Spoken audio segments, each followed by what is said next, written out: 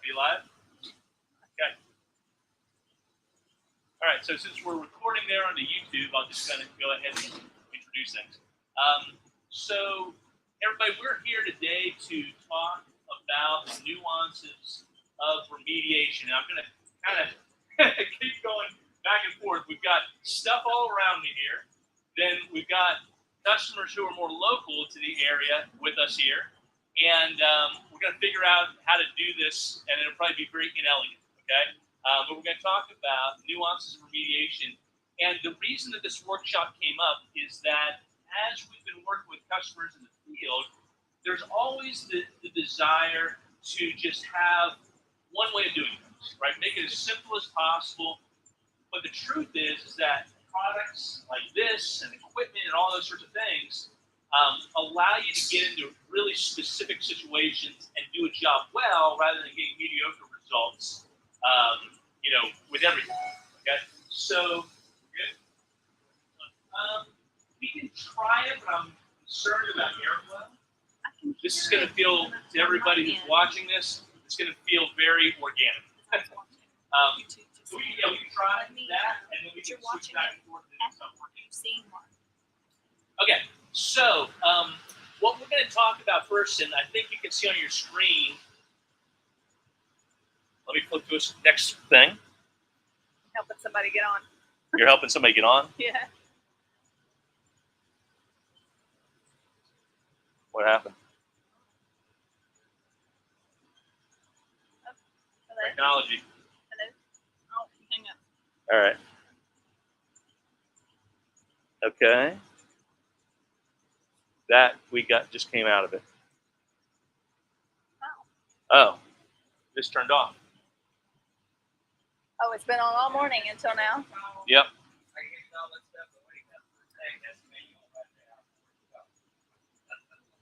All right. Stop. Yeah, I've got to do the stop sharing. Can you point that toward me for 1 second so I can? Hey everybody, if you're still out there with us, I'm just getting this fixed here. We had this projector on all morning and apparently it may have overheated. So give me 1 second and we'll pop it back up.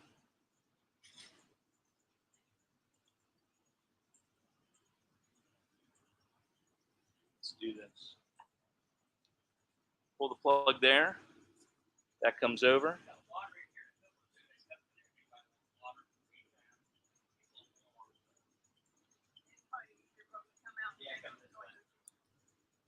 All right, nuances is back up. Chris, you're going to have to operate this from one screen for right now. I'll do a share. We won't be able to do a duo. Not yet, we won't. Okay, here's what I want you to do. You're just going to do this by hand, right? So nuances is here, and then they can see everything there right now, okay? For right now, you just need to pull it down and then go back up. Okay. You're going to have to tell me for right now what our topics are. I don't know how else to do it. Do you need to have your iPad? Hold on.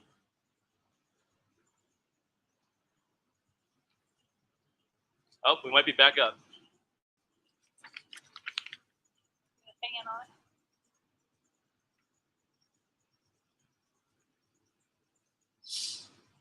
All right, keep it just like that.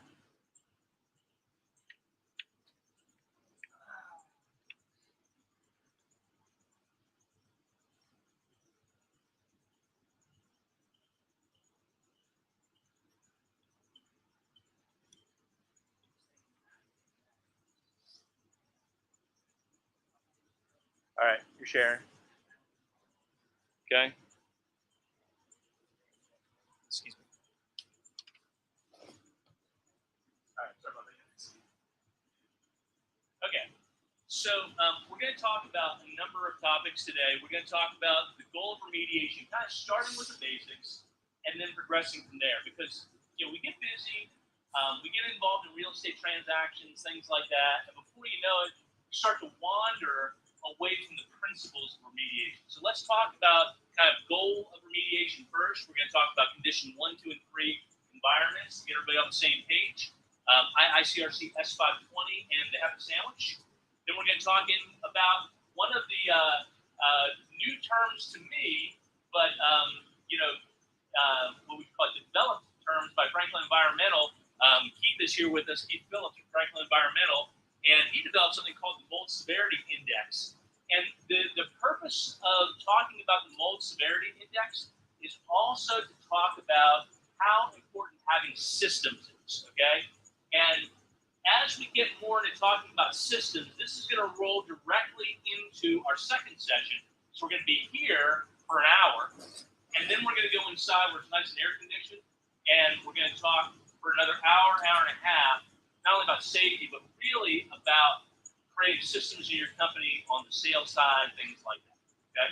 This is some of the content, by the way, that we just completed over at Market Makers, which was a 2-day meeting of companies from across the United States who came in to share best practices. So you're going to get a little taste of that systems talk in this. We're going to talk about application methods, right? From fogging all the way through spraying. Why do you do each? When do you not do one? When do you prioritize another? Then we'll get into different protocols. Now, these continue to grow because there's always a new problem to solve. And I'll give you an example of this. One of our very good customers up in Indiana right now sent me pictures 2 days ago of the inside of a corporate, almost like looks like a corporate log cabin. And due to COVID, they had that place closed up for 2 years, and there's mold everywhere, right? Huge log cabin.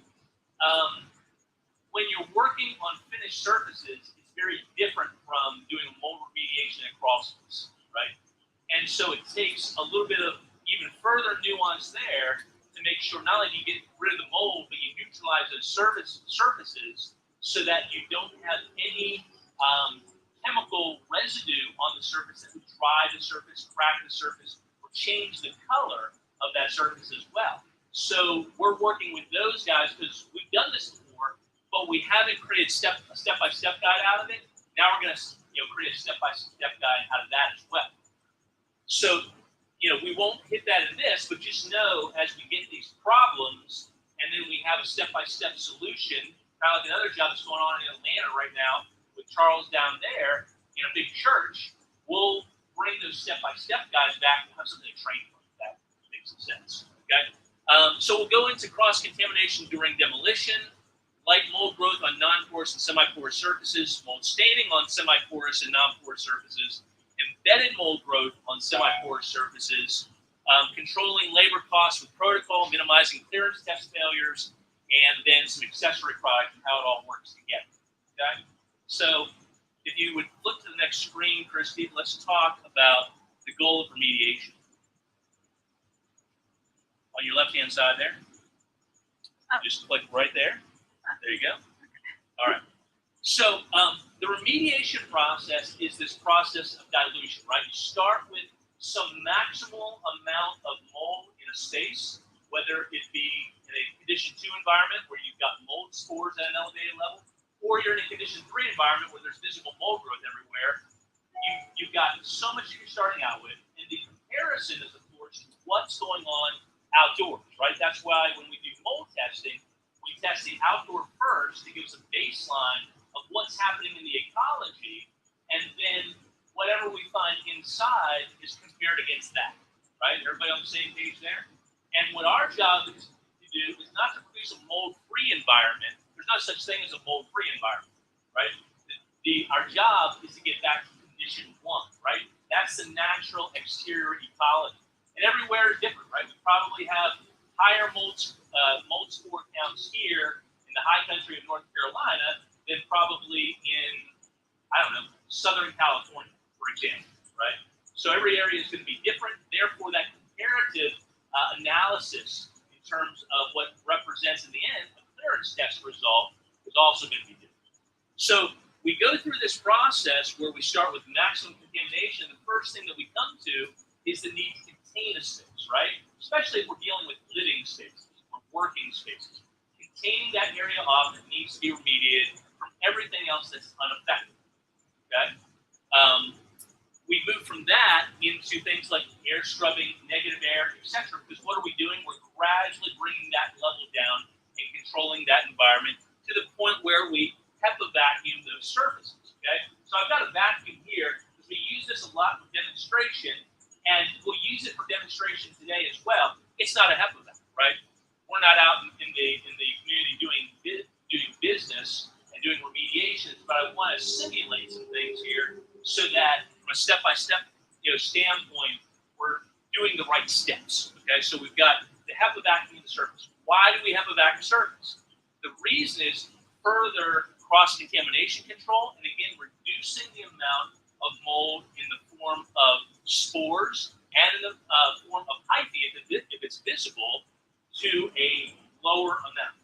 Okay, so what happens is mold, if you're not familiar, I have to keep turning back and forth. If you're not familiar, mold is generated from a spore. Spores are very light, so air currents, even very small air currents, can lift those mold spores and cross-contaminate other areas. So the purpose of HEPA vacuuming those surfaces is so that while you're working, you don't get cross-contamination and affect the work that you're doing. Okay, so when it comes to the cleaning process, the first step goes from this contamination control and negative air and things of that nature, air scrubbers, down to HEPA vacuuming those surfaces for that very purpose. We're bringing that mold count down even further in a controlled way. Then we get to the cleaning stage. Now, generally, the way that this works, and we're going to demonstrate both ways today, is that in traditional mold remediation, that could include sanding, scrubbing with wire brushes and things of that nature, the use of antimicrobial solutions, right, that whole gamut. And we're going to do that today, and we're also going to talk about react extract and how those two things compare, and where you may want one over the other in a protocol. And then we finally come to moisture controls. Okay?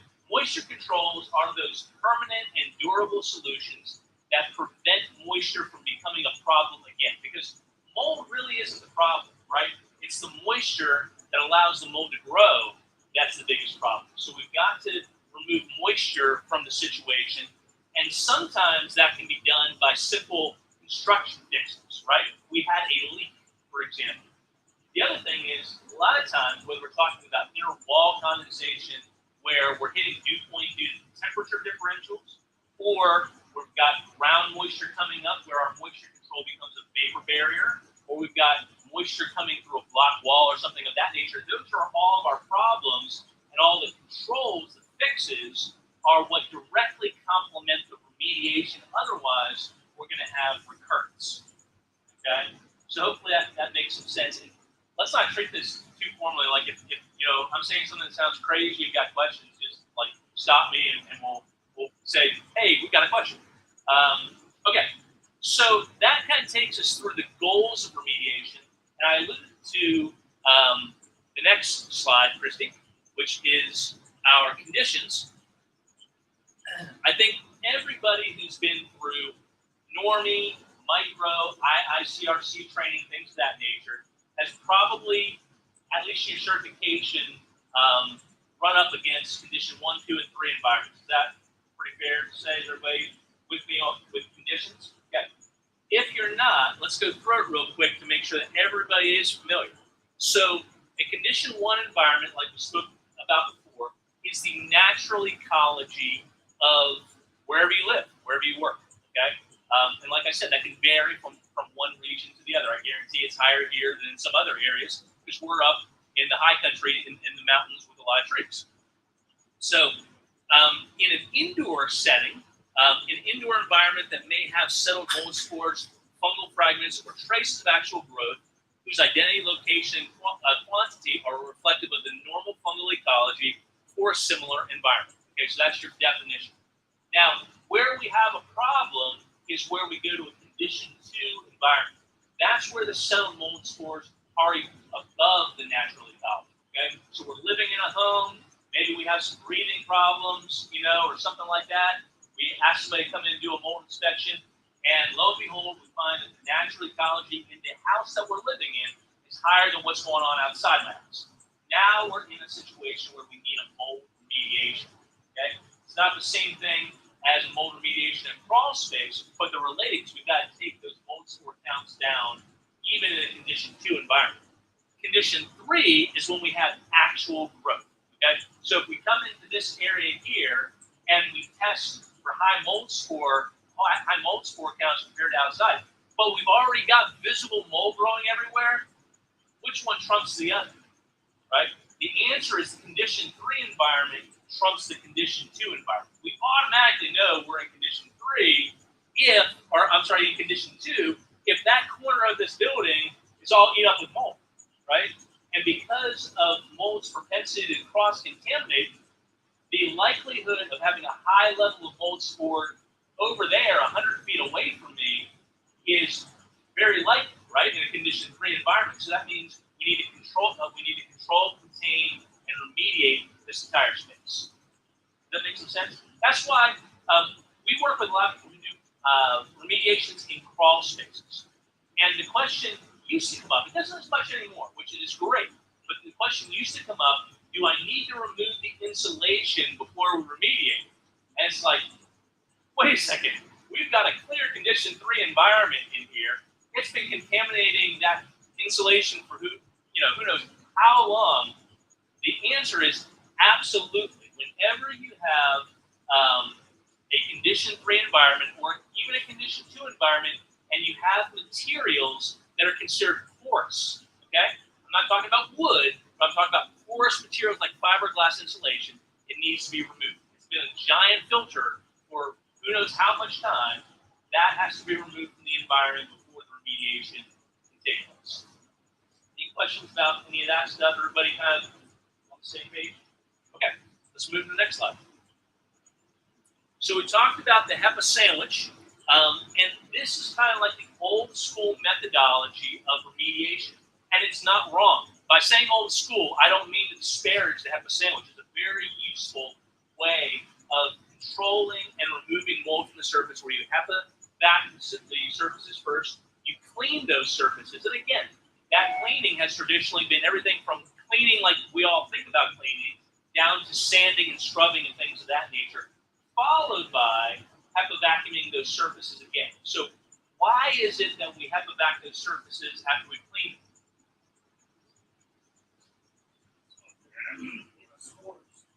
Right.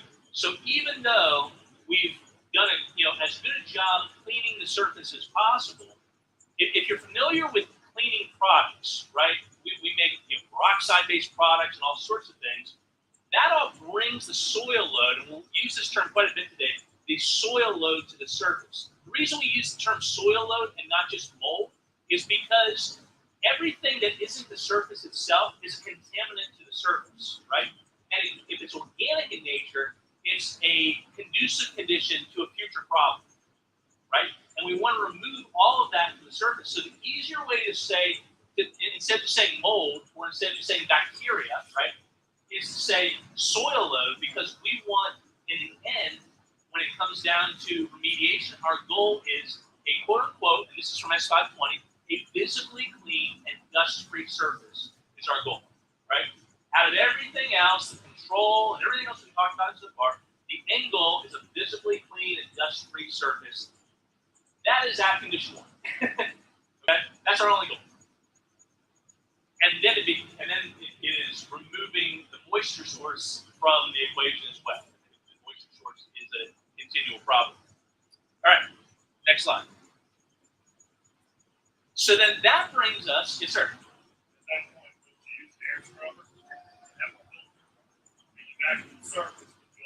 Let's flip back. So repeat the question. Yep. Okay, so the question is at the second HEPA valve. Yes. Now we're back to the surface. Go ahead and air back there. Like air scrubbers? Yep. Right. Yep. Yeah, so the question is, I think I could restate it as, during the HEPA sandwich, should we be using negative air and or a air scrubber while that's going on. Is that a fair question? Yeah, the answer would be yes. During the entire process, whether we're in containment or whether we're in a crawl space, we should be using an air scrubber at least and or negative air the entire time. Again, to keep that anything that gets airborne out of the air, right? You almost think of it like as an artist, you'd be like, don't get anything on my palette that would interfere with my work, right? Same thing here. We're controlling and containing everything so it doesn't mess up your work. And you also, like you alluded to, use a certified HEPA vacuum cleaner to get down to 23 microns. Right. If not, that will get like the big stuff, like dirt and stuff. Right. But you're just wasting your time. You're shooting the old schools out the back of it. That's right. So I use this quite a lot so everybody can see this. I use this quite a lot for demonstration, but this does not have a HEPA filter in it, okay? It's just for demonstration purposes alone. When we're talking about HEPA vacuuming, that's when we're getting down to 0.3 microns or below in terms of removing all those contaminants from the surface, okay? So, and that occurs on both sides. We're going to have a little twist on that later on, but that is your traditional remediation. Okay, now we can get into this one. Okay, so at Market Makers, Keith, he has been estimating by way of what's called the mold severity index. And it was their way of systematizing not only the estimating process, but also helping customers understand where they are on the mold severity index, right? It becomes very easy to be able to say to the customer, you're at an MSI 1 because all that we're seeing is light but visible mold on surfaces, right? And that goes, and Keith does a lot of crawl spaces, so he's able to just dial the customer in, and now they know why they're being charged what they're being charged. Is that a fair assessment of the system? And it makes it easy for you to estimate at the very end by taking some measurements and things like that, and knowing, boom, this plus X percent based upon the mold severity index, and here's your price. Okay? I wanted to bring that up today because I think it's super valuable. A lot of people had great feedback from market makers about that system and are now incorporating that, and the terminology, it's great terminology as well, incorporating that into even how they educate their own customers. Without Keith, we wouldn't have mold severity index. All right, so let's talk about some application methods. There's 4, when it comes to remediation, there's 4 that I can think of, okay? This doesn't necessarily include electrostatics. Electrostatics is a very different thing, so let's kind of set that aside for a second. Let's talk about non-directional fogging, directional fogging, misting, and spraying, okay? At its core, the difference between these is how finely atomized a cleaning product or a disinfectant is coming out of whatever it might be. A pump sprayer, an electric sprayer, etc., right? So let's start by talking about non-directional fogging versus directional fogging. Non-directional fogging should only be used when your goal is to fill a room with some foggable product, okay? And what I would say there is make sure that that product that you're filling a room with, number 1, has fogging directions on the label. In other words, it can be legally fogged. But number 2, make sure that you're not substituting fogging or non-directional fogging for something requiring a dwell time. Okay? What I mean by that is a disinfectant, to be effective on a surface, has to remain wet on the surface for whatever the prescribed dwell time is. For us, we have a line called Dew Trail. It's either going to be 1 minute or 5 minutes, depending upon the strength that you make of the product, right? Some products are up to 10 minutes in dwell time. So it doesn't make sense to non-directionally fog, in other words, put out a plume into a room if you don't know how much wet contact time you're going to have with that surface. Because at the end of the day, if you're using a disinfectant or an antimicrobial, your goal is only to kill what's ever on the surface. You can't get enough dwell time, non-directionally fogging, and have that wet contact time that you need for the label. Okay, so don't confuse the two of those. This is representative of a fogger today. We don't have a fogger in house today to just kind of go through. But if this was like a B&G fogger right here, and we were to set it here and just allow this area to fill up to 100% humidity, where we knew we developed a complete fog in this warehouse area, we still wouldn't have enough moisture on the surface to give us a 1 minute, etc. dwell time. Okay, so I really want to emphasize that because disinfection, the use of antimicrobial treatments, the use of viricides, fungicides, sporicides are all contingent on wet contact time, and therefore non-directional fogging is not the way to do it. Now, if we want to talk about a product like a knockdown product, okay? This product is literally called knockdown, right? Where you dilute this, think about this, 15 to 1, so 8 ounces per gallon. Okay, you dilute this 8 ounces per gallon. Now, we can non-directionally fog this into an entire atmosphere. It's meant to help you with the first stages of remediation, and that is to encapsulate and pull mold spores down to the surface. Okay, so this is an air and surface-borne spore and contaminant encapsulation. So whether we're talking about asbestos or mold or heavy metals or anything like that, that's what knockdown's for. That's what non-directional fogging is for. Does that make some sense? It gives weight. It encapsulates whatever particles are in the air and it brings them down to the surface for cleaning. Okay? Because then your next stages become cleaning stages. Right? Any questions about that?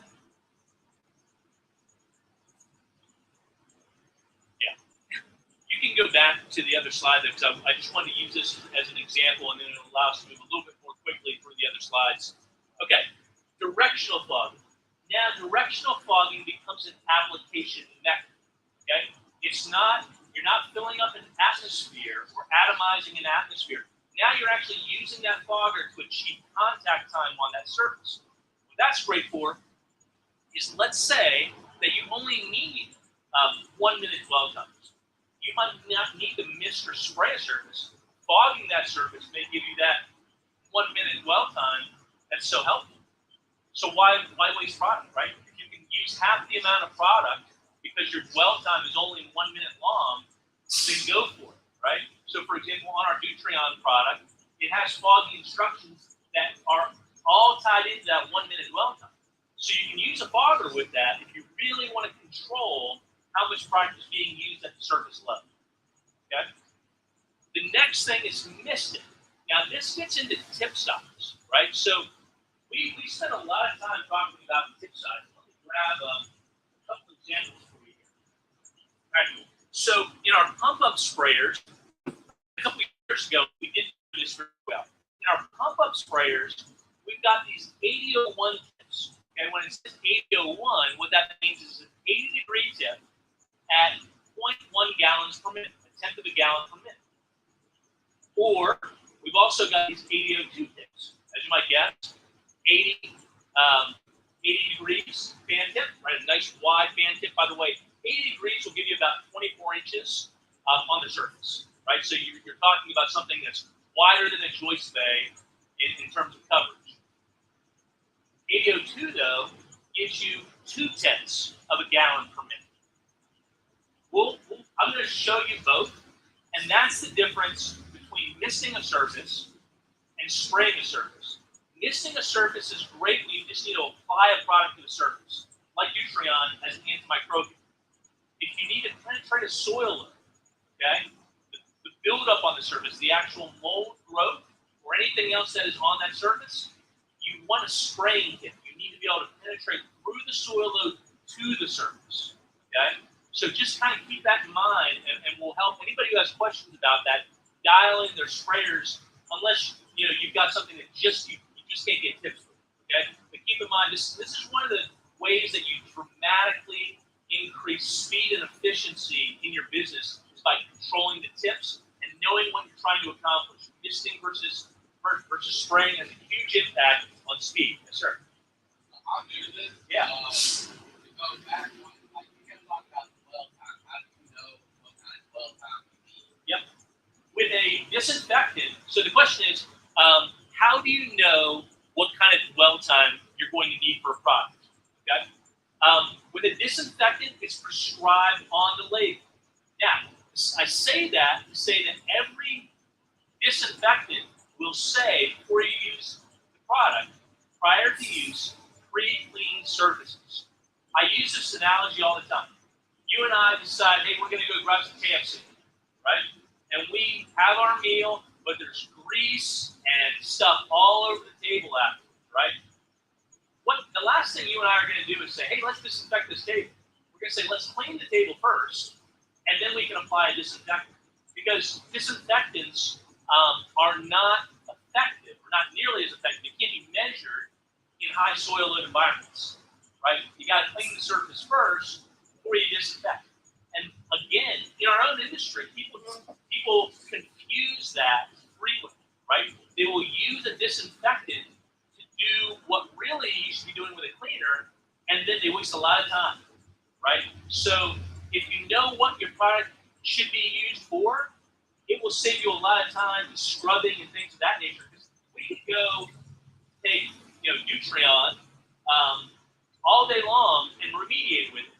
And I can guarantee you, we will take days on the remediation process in scrubbing again, until we get to a point where we feel that the surfaces are visibly clean and dust-free. Okay? Or we can clean it first and apply a disinfectant to kill any remnant spores and or remnant fragments that are on the surface and be done. Right? So that's the difference. So these are just replaceable tips for our pump sprayers. But likewise, when you get into electric sprayers, then you start having tips like this. Same sort of thing, where you have a 0.1 80-degree tip over here, that's on the electric side, or a 0.2 80-degree tip over here. Okay? All the same stuff. You just need to know you want to control your spraying, your misting for optimal efficiency, and to prevent the waste of chemicals, quite honestly, right? Any questions about that stuff? Okay. So we can move on now and just, we'll touch on knockdown because we've really already talked about it, and then we'll move on. So knockdown is for open structures where you've got non-directional fogging as your goal. It includes airborne encapsulation, in other words, bringing whatever's in the air down to the surface, and then the immobilization of those spores and particles to the surface. So what's the same thing that encapsulates it, which is a surfactant in our system, also sticks it to all the surfaces, because those surfaces are going to be what have the vacuum clean anyway, right? So because it's all going to go down the toilet at the same time, so to speak, it makes sense to immobilize, clean the surfaces, and then you really reduce the contamination in that area maximally. Okay, next slide. Okay, now we get to Nutrient and mechanical. So every time I switch gears, I'm just going to bring the products over here and get rid of the old one. Okay. So these two products have similarities. They are both considered antimicrobials. Okay? But botanical is what's called a minimum risk antimicrobial and cleaner, etc. And this product is made from thyme oil. Okay? So if our goal is maximum safety at all times, because maybe we're working in an environment where there are people with sensitivities and things of that nature, sensitized populations, then botanical might be our solution. However, this is a minimum risk product, okay? Meaning that it doesn't include what are called health claims, okay? Health claims are things like kills COVID, right?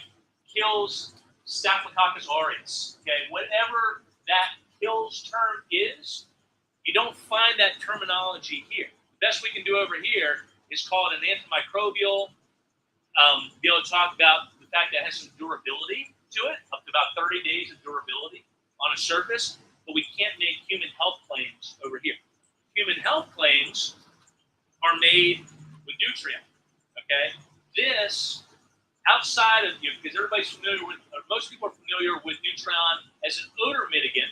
Okay, outside that, it's an EPA registered disinfectant. It's an EPA registered biocide.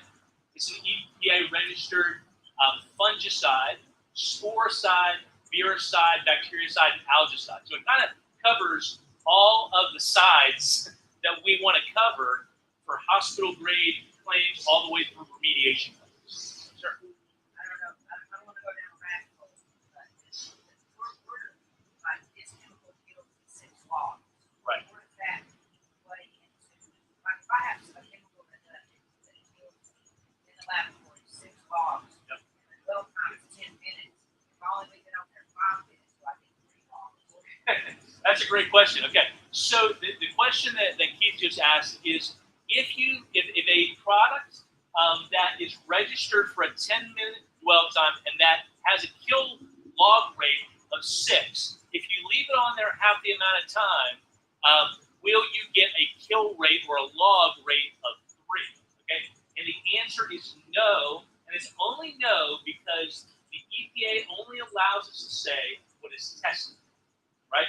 So we can get a log rate at 400 parts per million of 6 with Nutrien with a 1-minute dwell time, right?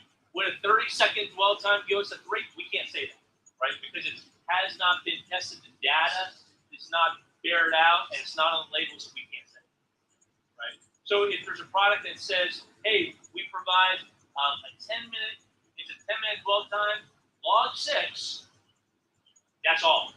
That's the only thing that you and I know outside of testing that would be approved by the EPA.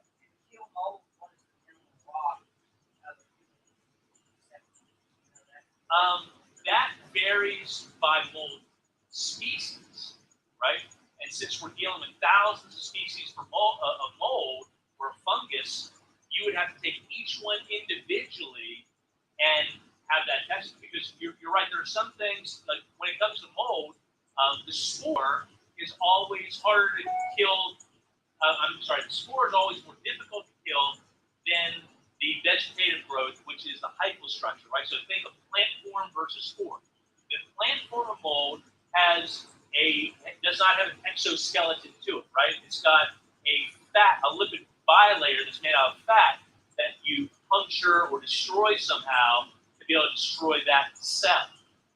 Quite different with spore. Spore is like walnut that you have to either through heat and or through some sort of an eradication, right, like you have with chlorine dioxide here, be able to mitigate that mold spore that way. You can't get to it through like something that normally like lyses the cell wall, like quaternary ammonium chloride, will not work against the spore. It will only work on the fungal or vegetative side, right, the hyphal growth, where you have that lipid bilayer. Sorry for taking so long to describe that, but I think it's important for everybody to know kind of differences. So no way of saying unless you do it, species by species. Okay, so there's another thing that you're going to notice about Nutrien versus botanical, right? This is liquid. It comes as a ready-to-use liquid. These are all tabletized, okay? And in fact, they're tabletized in a number of different sizes. This is a 1-gram tablet, actually 6 1-gram tablets, and those are used traditionally in quarts, right? So 1 tablet makes 1 quart of 100 parts per million solution for just general disinfectant. 4 tablets, or 400 parts per million, is going to give us 1 quart of that virucide sporicide that's pretty popular in the remediation industry because you're always running up against spores. Next size up is the 4-gram. This is our gallon product. Same thing. 1 gallon of 100 part per million, or 4 of them for 1 gallon of 400 part per million. And then we run into our 20-gram 5-gallon product, right? So 1 of these for a 5-gallon pail of 100 parts per million, 4 of these for 5-gallon pail of 5-gallon pail of 400 part per million solution. Okay, We go larger than that. We get into 100 grams and those sorts of things. But by far, these are the three most popular products that we have. You can pre-make these, and they're good in container for up to 30 days. Okay, so they've got some longevity to them. If you're keeping these for more than 30 days, probably need to go out and sell one. Okay, so those are the Nutrien tablets. Yes, ma'am. Question from the live stream: can Nutrien be used to treat a crawl space? Okay, so now going back the other way, the question is, can Nutrien be used to treat a crawl space? The answer is yes, if what we're trying to treat the crawl space for is killing anything that's remnant on the surface and or mitigating odor on the surface as well. At 400 parts per million, you get a very good, not only disinfectant, but odor mitigant as well. I was just talking to a customer or a customer's customer yesterday about a crawl space over in Sparta, North Carolina, and their problem is that it smells like a crawl space. It has that musty odor, right? So, but there's not a lot of visible mold growth. So you could think of that, and it hasn't been tested. It hasn't been tested by mold testing, right? But if it's a musty environment, we can go in there and treat that entire environment by spraying it down and kill whatever is on the surface and mitigate the odor at the same time. Let me know if there's a follow-up question to that. Okay. Let's move on to the next slide. All right, now we come to mold staining. OxyPrep is one of the top 4 selling products in our company. However, it has its benefits and it has its weaknesses, okay? Just like any product does. So OxyPrep, let me move these aside for a second so we'll focus on the right product.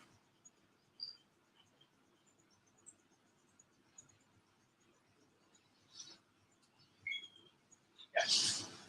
So OxyPrep is our mold stain remover.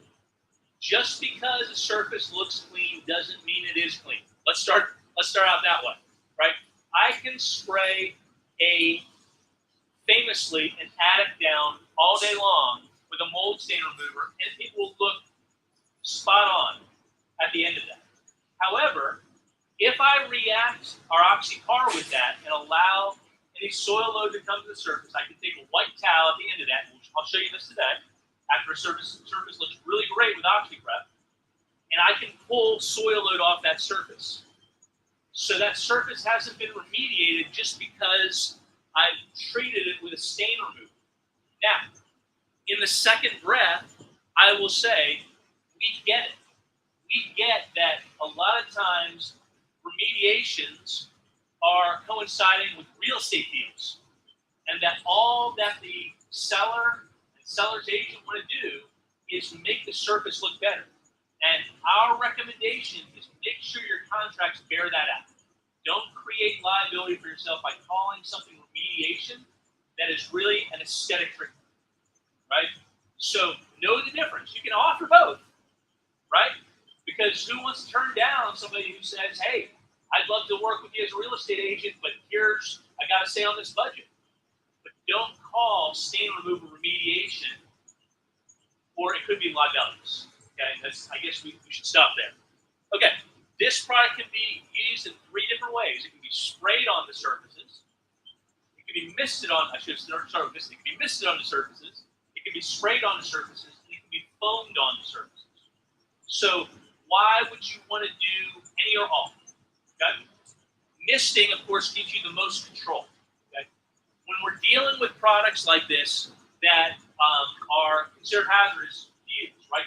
Chlorinated, right?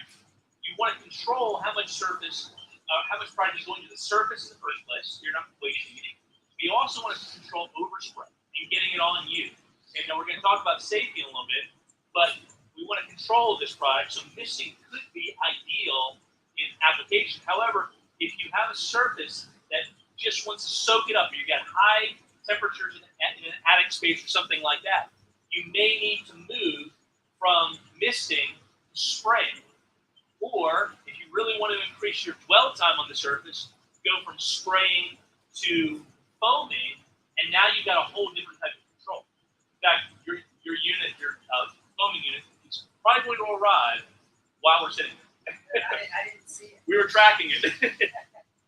Okay, so that's OxyPrep. Now, what I want to do is I've kind of set up some things for myself around here, and this is our heavy duty.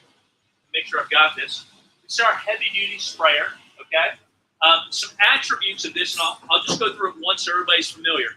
So we get these sprayers out of Italy, and these, or I should say, these are Italian-made sprayers. But what we love about them is that every single part of them is replaceable. Okay, so anything that breaks on these, from handles to guns, etc., you just replace whatever breaks. If that makes some sense to you. It is very durable. Has this is going to allow you to build up to 50 psi of pressure, but not go beyond that. So it will release once you hit 50 psi, which is just a safety feature of it. And it's got a 6-foot cord on this. Now, I pretty much keep chemical in here 24/7 for months on end because I want to see what's going to happen to this equipment over time, treating it like contract, right? So, simple pump sprayer, right? And we're going to go just over here. What's in there? Brett? This is just prep, yeah.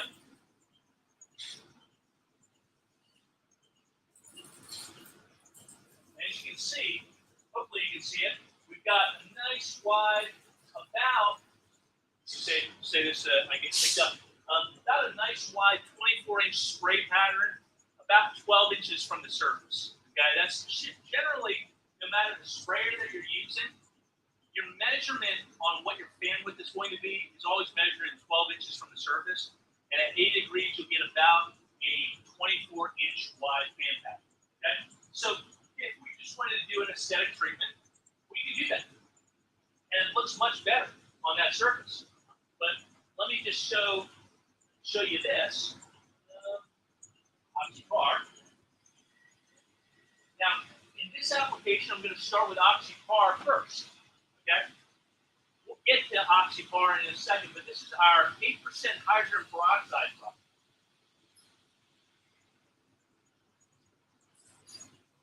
Okay? Now, this is a misting tip. The tip I was using with OxyPrep was a spraying tip, so 0.2 gallons per minute versus 0.1 gallon per minute on this tip here. Okay? Now, one of the things that you get out of a peroxide-based solution is you begin to see, it's going to tell you where your organics are, right? It begins to foam almost on contact to be able to spin that from the surface. I'll show you also a product called SuperPar. Actually, you know what? I'll show it side by side. This is our SuperPar product. This is about 20% peroxide.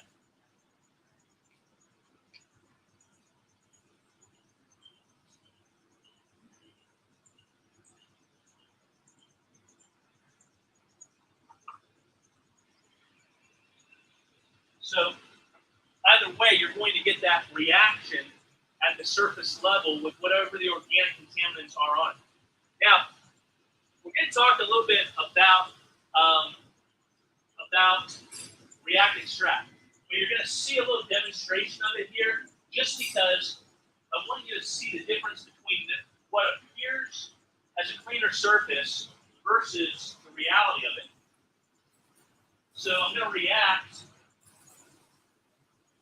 over the top of both of those. Okay, when you bring OxyPrep and OxyPar together, you've got acids and bases there, and that creates a neutralization reaction, which reduces the amount of chemical on the surface and prevents you from like over drying surfaces and things of that nature. Stops it stops either product from working as either an acid or a base on the surface, so you get that neutralization.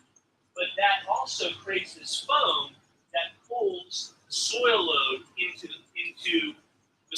up to the surface as well. So I can take something like this, or just do one more thing for you here. Right, you did an aesthetic treatment already.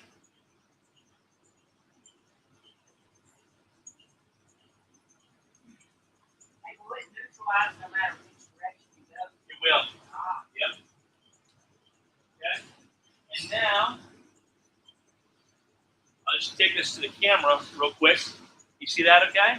Okay. So there we're dealing with soil load. So no matter what the surface looks like, it's not an indication, it's not telling you the truth about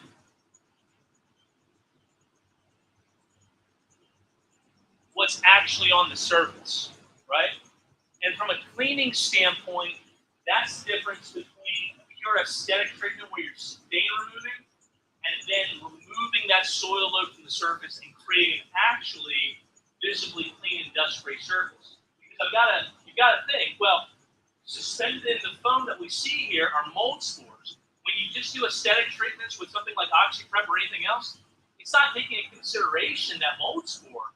And everything is a genesis from that mold spore, right? We make it look good with OxyPrep, but then you add some moisture back to that surface again, or you've still got some soil load remaining, which is a conducive condition still, and that's where you get regrowth from, right?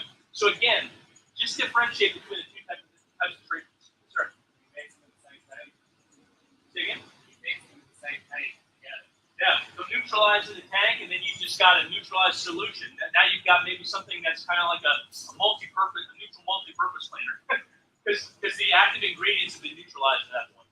That's why you want to make sure your well is not Yeah, so, and that can vary, okay? So, here's what we know. You can go either way on reactive strat. You can begin with OxyPrep and then go to OxyPar. Typically, that's when you have a high stain, but you've got low soil load, okay? Or you can start with OxyPar and go to OxyPrep. That's when you have high soil load, low stain. You can flip them in either direction, okay? So the last thing that we did on these surfaces is I started out in a high soil load environment. I hit it with OxyPar first, then I hit it with OxyPrep. I can wipe that from the surface, see a clear soil load on that surface, but because prep was my last step, we can actually re-react it, or try to. And here you're seeing that we got complete neutralization, right? Otherwise, you would have, from an acid-base standpoint, you would have gotten foam again. Right? Because the last thing I used here was OxyPrep on that surface. Started with OxyPar, did OxyPrep, it foamed tremendously, and then we neutralized because of those first two steps. So that tells us that we got great neutralization in that, and that we didn't leave harmful chemistry behind. Yes, ma'am. Question from Byron Perky. Does the increase in peroxide percentage increase the soil load lifted? Yes. Okay. So the question from Brian. Hey, Brian. Good to see you, man. A friend of ours from up in Indiana. Actually, the gentleman who 2 days ago we started talking about that corporate log cabin that I was alluding to earlier. The question is, does a higher peroxide content drive more soil load to the surface? Increase the soil load lifted. Yes, it does. Peroxide does lift. A higher content of peroxide is a more active product. It's a more aggressive product. Okay, aggressive in that it does lift that soil load more quickly to the surface. Aggressive because you got to be thinking about PPE, especially if you're in crawl spaces. And we're going to talk about different seam types in a little bit on your garments. But that's when you definitely want to have a sealed seam, a heat sealed seam, versus a surge seam. Okay, and we'll talk about that in just a minute. So yes, the answer is yes. We haven't killed any mold yet. We haven't done anything where we can, with any degree of accuracy, talk about log rates killing or anything else. I can't go home right now.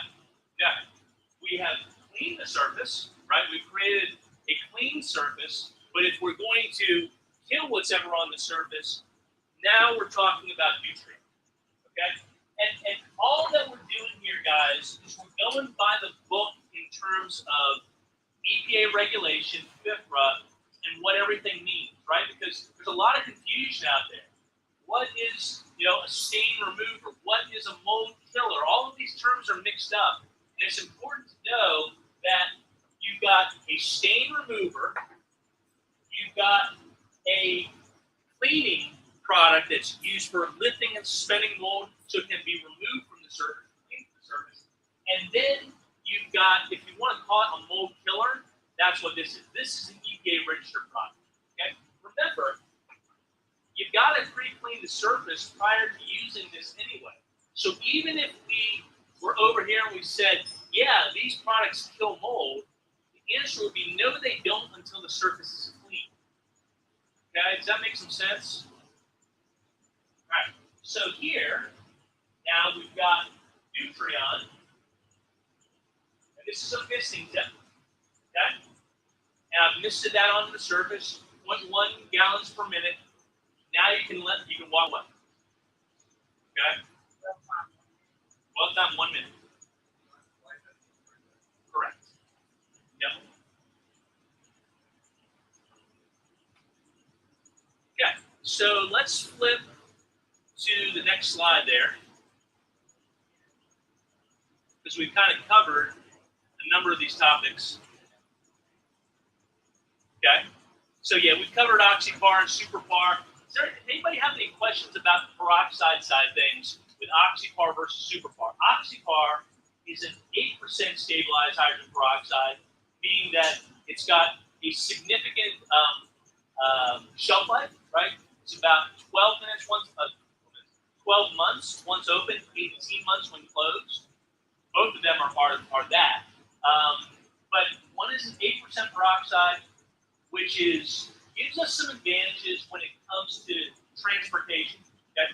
If you had to placard your vehicle every time you went down the road with a 5-gallon pail of 20% product, you wouldn't be happy about that. You'd probably miss out on that from time to time. You may even get pulled over by DOT and get a fine, right? An 8% product prevents all of that, right? At 8% or less in a peroxide product, you don't have to worry about doing any placarding. We can ship it, from us to you. It's non-hazardous. There's a lot of benefits to an 8% product. Do you get more muscle out of superpar? You do, right? It reduces cleaning time. It reduces that time that it takes to react on the surface. So there are some benefits to it, a 20% product as well. You have to kind of weigh those yourself. PPE between 8 and 20 doesn't change, by the way. Same thing that you would use for 8, you would use for 20, whether it be a respirator or the garment, or the gloves. Any questions about peroxides? Okay, next slide. Okay, so we're going to go back to react and extract real quick because one of our customers actually helped us stumble on this reaction process. So my background is from the textile chemical industry, actually. And whenever you are bleaching a fabric, think of a cotton fabric, you have to stop that reaction at some point, or that fabric gets just brittle and falls apart, right? So a bleach range, at the end of a bleach cycle, you always what's called fill the chlorine. And you do that with peroxides, okay? And so we knew the way to prevent corrosion issues from occurring in areas like crawl spaces, basements, open wall cavities and things of that nature was neutralization. We didn't realize at the time how much labor it would save in using those two products together. One of our newer customers has a company, but we've worked with him for years up in the Maryland area. He came back from the West Coast and introduced React Extract to their remediation company. And he said immediately, because they were just using pump sprayers to begin with, they reduced the labor on the remediation jobs by about 40%, as compared to your typical type of sandwich remediation, your scrubbing and things like that. When we go from React Extract in something that's manual to React Extract then in something that is electric, now we go from that 30 to 40% reduction to about a 60 to 70% reduction in labor. You're talking about remediations that can be completed in 1 day versus 2 to 3 days on average, okay? So it cuts down significantly on your labor time. And the goal that we had was to try to keep pace with sales, right? Because it makes no sense to build a big burly sales organization when your operations can't keep up with it, right? And as a manufacturing company, we're all about helping people sell more too, right? Yeah, you can reduce that efficiency, but you gotta have a reason for it. The reason is we want to help people develop a process where now instead of doing 2 jobs per week, they might be executing 2 jobs a day. Okay, so it's all about efficiencies. All right. So then that's when we can get back over into, let's see what we've got here. We can get Nutrien out of the way real quick and bring back in oxyprep. Okay, so that's when we can get back over into oxyprep, where now we had a neutral surface to begin with, or to end with here. Okay, so now I'm going to hit the surface with oxyprep.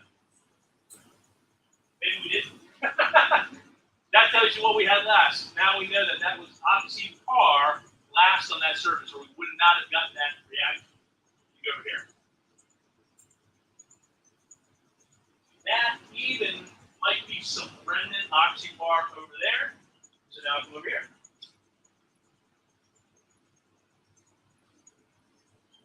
Okay. So again, oxyprep could be looked at as a mold stain remover, but if you use it in combination with oxypar, either of the bars,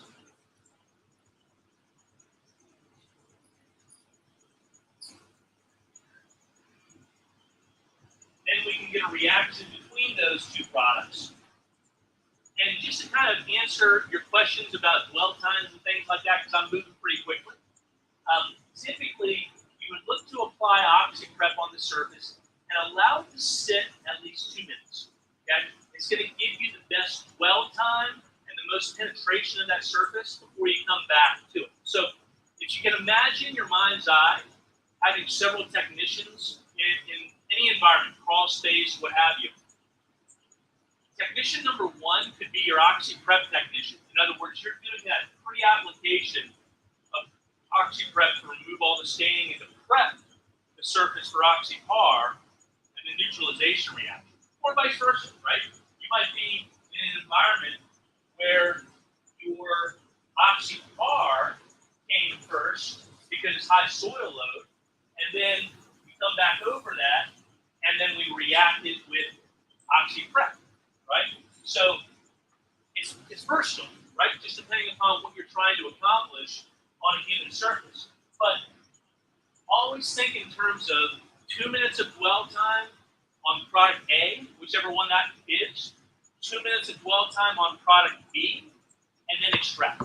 So what you can do is look at pacing your technicians about 2 minutes apart from one another and getting the other one started, and then they can really march through a space very efficiently to execute a remediation protocol.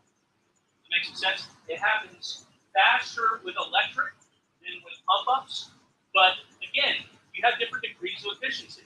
A very cheap pump-up sprayer is going to give you very little efficiency from like I don't know, a Walmart or something like that. You don't have control over your tips, and they don't give you good flat spray patterns and those sorts of things, or have good head pressure to them. But no matter what you do, React Extract gives you the best efficiency from a product standpoint of achieving your end goal, visibly clean and dust-free surface.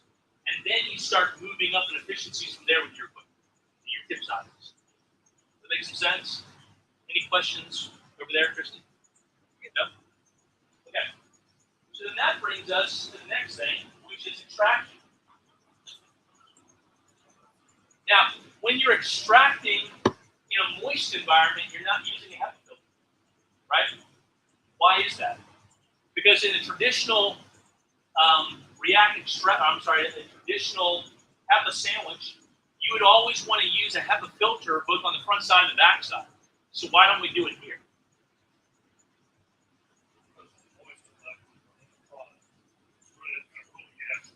Right. The moisture would ruin your HEPA, but also think about, and if you're at all familiar with asbestos, in asbestos you use moisture to your benefit to control cross-contamination, right? We can't go airborne with spores in a moist environment, right? So that foam is what allows us to get away with not using a HEPA filter, but still get extraction. Okay? So the moisture is a replacement for our HEPA. So in this case,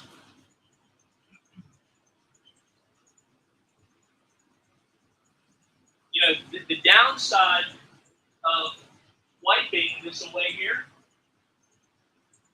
right? The downside of wiping this away here, where there's clear soil load on the surface, is when you do any wiping, you move 1 inch, you're cross-contaminating 1 inch to the next inch, right? When, let me just do this one more time for us here.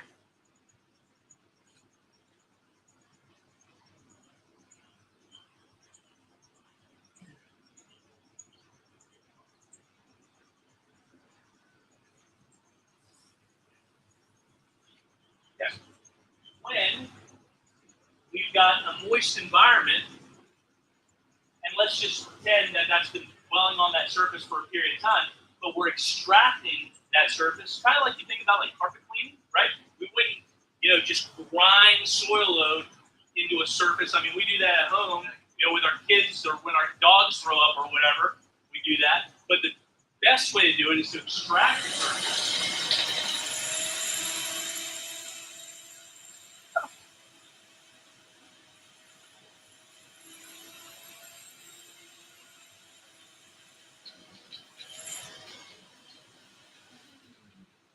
Not only does it, I'm sorry? Oh, sorry. Not only does it remove the foam and everything that's in the foam from the surface, but you're going to have splinters, you're going to have nails, right? There are all of these other benefits to it that you're just not coming in contact with it. Plus, it's going to be much faster for me to extract an entire surface rather than to have to wipe everything down by hand, right? I can move through a space very quickly where you have your joists coming up against sheathing. What's the key to getting the mold that's grown in between that seam out is to extract that surface. So it gives you better efficacy overall in the remediation process as well, right? We love the vacuum equipment, by the way, from Nitro. They make both sides of the HEPA filtered vacuums in all sizes, everything from like a 10-gallon size all the way up to what many of our customers are using, and that's a 55-gallon size, where you've got two of the of your we call it motors on top, and each motor will give you about 100 square feet of reach. So the first 100 square feet first 100 feet into a space like a crawl space, you can have adequate CFM with the first motor. If you go beyond that, click on that second motor, and it'll give you all the CFM that you need to reach 200 feet into a space.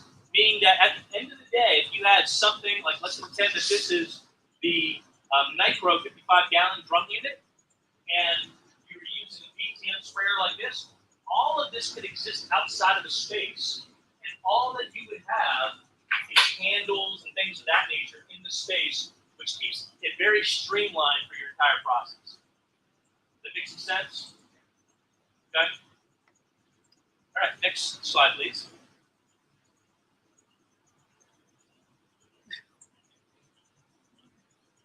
Okay. At the end of the day, we always get asked about making sure that we mitigate the potential for clearance test failures. Because it seems like no matter what you do, there's always somebody there to screw up your work, right? There's always the customer who wants you to remediate but not do a duct cleaning or something like that. There's always some potential for cross-contamination control. Or somebody just decides to walk in and you're still in containment and blow up your entire environment that you just cleaned, right? There's all kinds of circumstances that happen. That's when we come back to fogginess again, right? If you just want to make sure that that HVAC system isn't going to cross-contaminate the remediation that you just did, or you just want that little bit of reassurance that if there's anything airborne still, if there's anything that's surface form that's going to mess with my test results so we don't have to go through a wipe down again and do retesting and things, then that's where knockdown comes in again. Okay, and that's a non-directional fog. Next slide.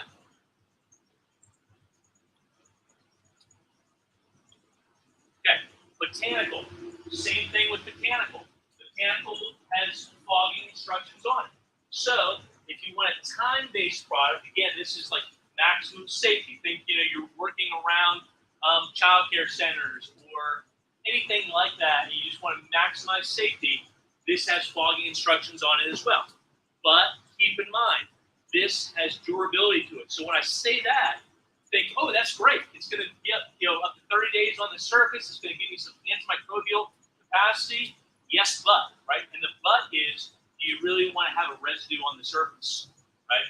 Because once a Time-All product dries on the surface, if you over-apply it, you're going to know it. It's going to form a residue there. I've had people non-directionally, but fog so much into an atmosphere, it actually forms a residue that people complain about on the surface as well. So be aware that if you're non-directionally fogging, right, you don't want to accidentally over-fog that material onto a surface. I had a guy down in South Carolina his customer became my customer, not in that sense, but in the sense that I had to help them through this situation of removing botanical, and it's just not easy to remove because it's an oil, right? It's an oil on those surfaces at the end of the day. All right, next slide. And then finally, Deuterion has fogging instructions as well. Now, it has to have the right dwell time, right? Because we're not non-directionally fogging, but as a directional fog, now we can have all the health-related claims and get the benefit of cross-contamination control at the same time with that product. So depending upon what you're trying to achieve, depending upon the error that you want to pull out of your quiver, you've got the right solution. Next slide. Okay, now there's some accessory products. We got Sorbasis, we got Speed Zero, Ferrigen, Grease Gobbler, and something that we're actually working with Franklin Environmental on, and that is new quat product. Okay, so Sorbasis, why did we make Sorbasis? So I think we can all agree that who here has worked with OxyPrep before? Okay, who here thinks that OxyPrep and any other stain remover that you could buy smells bad if left to its own devices? Yeah, it's strong, right? The reason we introduced Sorbasis was to prevent against that odor, primarily, right? This, have you guys been able to smell Sorbasis? It just smells kind of fresh and clean as we've been in here. Okay, I've added one ounce of Sorbasis per gallon to everything that we've got in here right now. Okay, that's why it doesn't smell like OxyPrep or Oxypar or Deuterion or anything else in here right now. It smells like Sorbasis. It's fresh and clean. It leaves that behind by covering over otherwise objectionable odors. And another one of our friends out in Colorado, he did this to his first job in an attic space. The real estate agent, after that first job was done, asked him if he would start a service for their real estate firm where he fogged this into entire homes when they went on the market to make it just smell fresh and clean. So as people walk in the door of that new listing, it just smells like a clean environment. So he turned this little product here into an entire service. Outside remediation, we offer it in a couple different ways. We started out by thinking that this was really convenient. Found out we could get the cost down per ounce by going into something like this, right, where we have a 1 ounce pump per stroke. So we got both of them. Or that you combine with other chemicals that are objectionable. That's the primary use, right? And its real use, like by far, Deuterion and OxyPrep by far are the products that you want to use that in so it just smells really fresh and clean. You don't have to worry about any chemicals in this either because this is all essential oils, okay? Which is why you only have to use about an ounce for every gallon.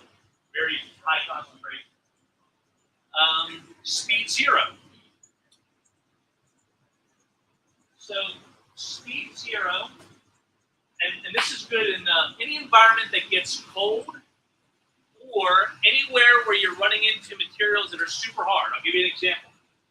OSB, oriented strand board, has a lot of resins in it to make removing things like staining very difficult, right? Old hardwoods, think of Midwest, Northeast, right? A lot of those attics and those frames were built with like oak and things of that nature 70 years ago. As they get older, they get harder and more dense. So penetrating that is important.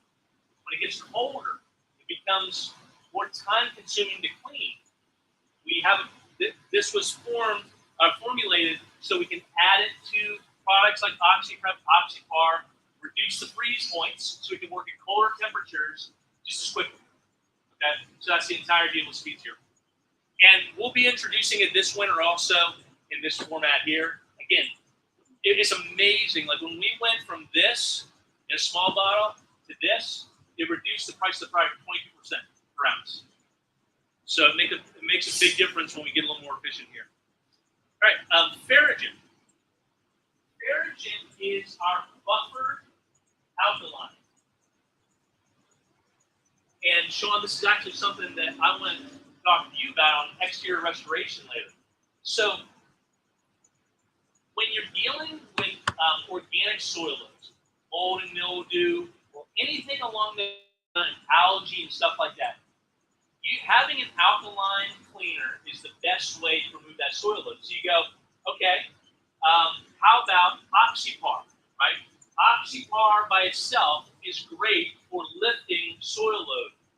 But if you use a couple ounces of Ferrigen per gallon with OxyPar, now it's going to go from an acid side where it's stabilized, shelf stable, without a reaction, it's going to cross over to the alkaline side of the pH scale of the cleaner.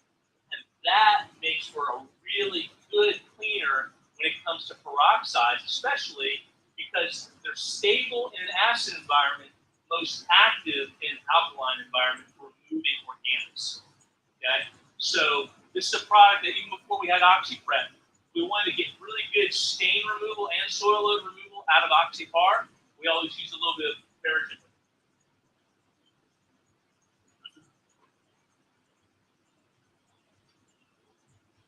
All right, I've listed Grease Gobbler up here. Grease Gobbler, this is a product that was originally formulated when I was running Enviroguard. Gosh, I mean, I've been in this business since I was 14 years old, right? But this is a product, one of the OG products, in the entire line from 1990, and it was originally formulated like a cleaner for me. Okay, if we are removing anything from oxidation on a surface through grease or anything that's really caked onto a surface, including like exterior surfaces and things like that, Grease Gobbler is a very safe, eco-friendly product that will get under just about anything removed from the surface. Okay? But a lot of times it gets used, and would you close this door and open that one? A lot of times it gets used with other products. All right. So what I've got here is a solution of Nutrient, okay, at 400 parts per million, 2 ounces of Grease Gobbler, and a little bit of sorbicist in there to make it smell good. Okay.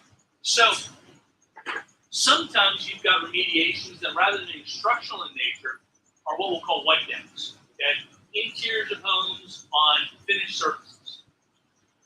And in that case, we can also get very efficient with equipment there. So this is a system called Chimera. Okay, Chimera, just set these down a second, is a lightweight telescoping system that we can use that gives us a lot of reach and a lot of surface area that's cleanable at the same time. So we can do something like a sponge, like this, right? Where we've got our cleaning tool. We've got, let's again suspend disbelief here, and imagine this is our wall. We can treat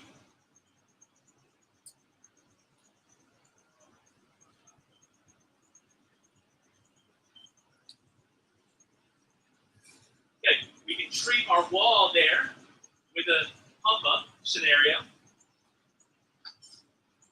And then this makes it very cleanable.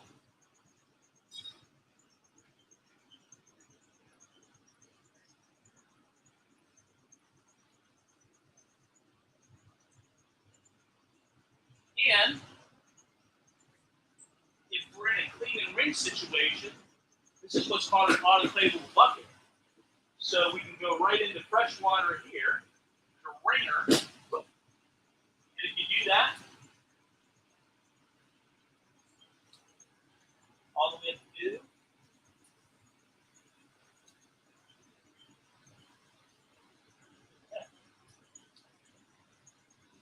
it's not good when you start with all you got to do and then you struggle with what you got to do.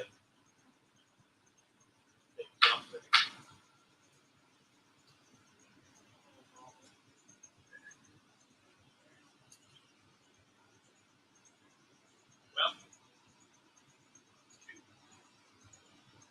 I was going to say all you got to do is put that back on, but getting it back on is not proving to be the easiest thing.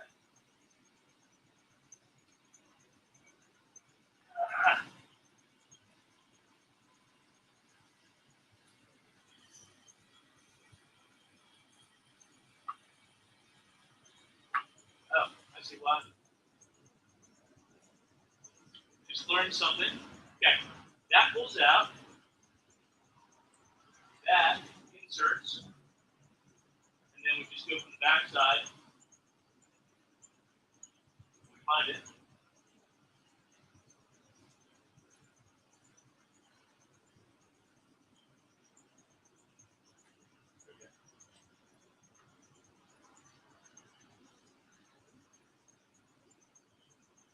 Question about Farragent from the live stream when you get a second. Okay. Okay. So ring it. Don't over ring it. We can come right back to the surface. And then not only is it scrubbable, but if you need to dry it,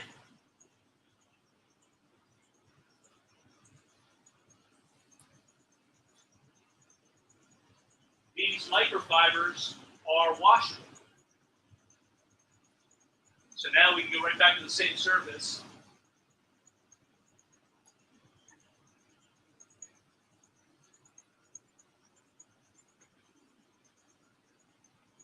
Dry with microfiber. Okay. There's a question about Farragent. Yes, Sean Lane asked, does Farragent increase the corrosive? Yeah. So the question is, does Farragent increase the corrosiveness of the product? Okay.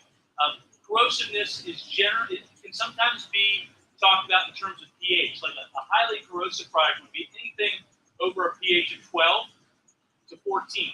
Okay. Or anything under a pH of 2. Those kind of very broad spectrums in there are what's known as corrosive. When you add Farragent to something like Oxypar, you're going to come in at a pH between 10 and 11, which is north of neutral, but a very safe operating pH. Any questions about this stuff here?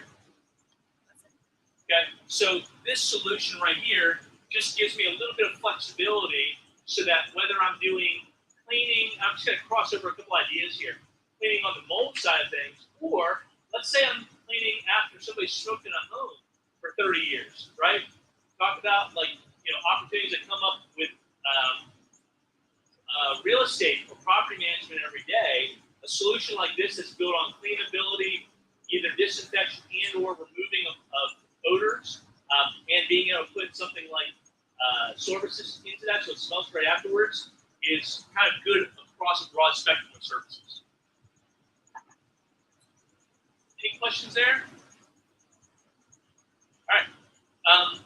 We're working on a product with Franklin Environmental right now because they have some crawl spaces that we get real bad out in Tennessee, as we do here. But we're working on a product that allows you to kind of almost pre-treat surfaces to maximize pulling that soil to the surface for extraction first, followed by, if needed, if it's bad enough, a react extract process or wipe down process and things like that. Kind of stay tuned for that. It's something that I'm going to be working with Franklin on. I want to get out there and do some work in the field together, but just kind of expect that there's something on the horizon for some of the toughest remediation and cleaning situations that might might again assist on the efficiency side of things. Right. So what we're going to do is go from here into our conference room. Okay, it's going to be a little cooler for everybody in here, more comfortable. But we're going to switch gears now, and we're going to talk about safety, and then we're going to get over into the sales and systems side of things. So we're at what is it right now, 2:30. So if everybody on that side would kind of give us 10 minutes to reconfigure, stay on the live stream, but talk amongst yourselves in the background. All right, we're literally going to pick up the computer and everything we got out here, jump onto the monitor in there, but we can't close this out or we'll lose you for good, okay? We don't want to do that. So we'll, if you guys need to take a bathroom break or anything, we're going to go ahead and get set up in the conference area. Doors open that way. Huh? Doors open that way. Yeah. All right, boss, you tell me what to do. I'll tell you what to do. We got to unplug something All you need to do, and carry this with. so You don't want to. we take that, Why would you do that? because we don't need that, and we can take out the sound for, well, we can do the sound all at one time. Okay, you grab the computer, I'll grab this, and you don't need that. We'll just do a little training. Okay, and they're seeing wherever you go. All right. Make it look good. Or whatever animal. Getting a little tour of the Enviroguard headquarters.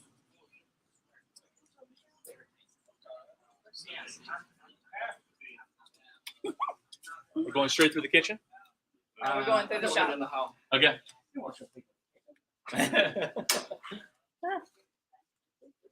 After not having a kitchen, the kitchen's kind of novel for me. Thing was Oh, impressed so the much ball. nicer in here. You can show my real ball. All right. It's just my Huh? flush of the toilet.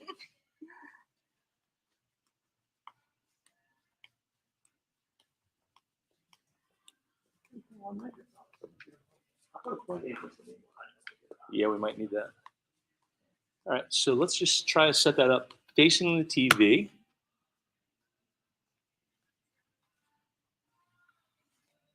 I can take a little sheet of table. Yeah, we should. Yeah, let's just pull that table up here. Up, you want sideways or just? Just straight up. There you go, Kirsten. That's No, that would plenty be good. more. Yeah, I would almost do it. You want to? Crisscross. Push it back It's just and get it as close to this as Depth. possible. Okay. All oh right. my gosh, I can't. I got your chair right here.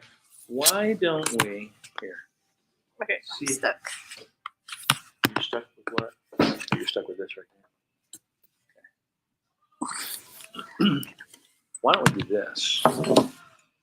See this microphone right here needs to be as close to the front as possible. Just bring it on. Hmm? That was on the microphone. Yeah, I just don't want. Do you want to? Would you just rather sit up here? Yeah, it's fine. So maybe we just bring this whole thing up. We got people sitting there, so. Right. Is their head going to be in the way? Yeah. We got people sitting on all these chairs. Let's just get the, at least the microphone can be there. We can go under and through. That's We what I need was to. thinking. Just bring this kind of up here.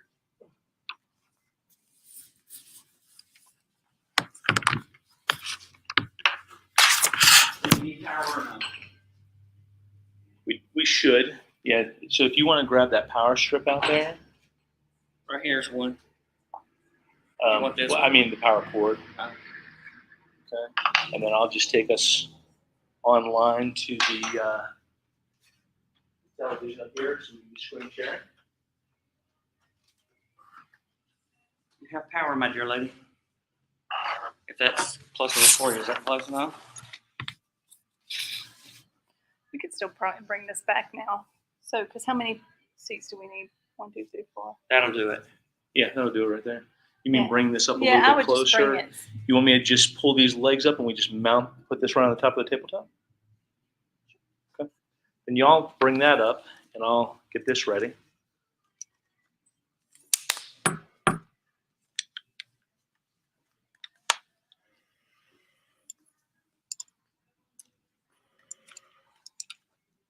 we'll literally bring that up flush against these desks right here. Okay.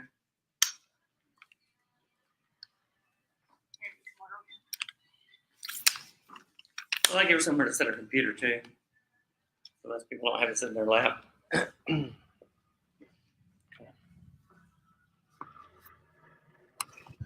right, now let's gingerly move everything back a little bit. Yeah. Okay. Yeah, that's good there. Okay. And I'll just work with our camera here a little bit. Let's put this between there so somebody doesn't accidentally grab that cord.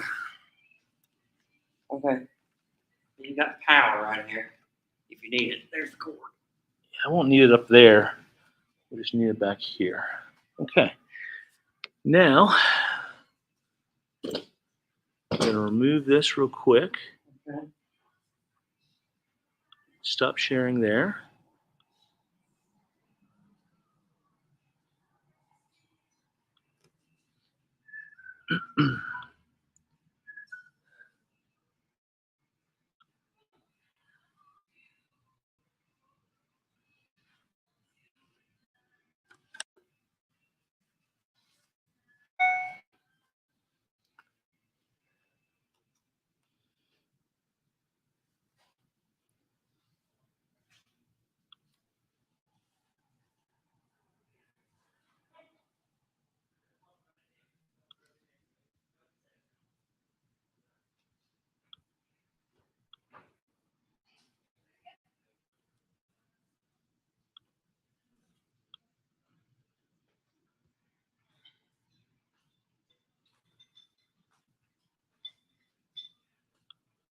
Can I have some of your water? I'm dying. All right. So now we're gonna have a talk about safety.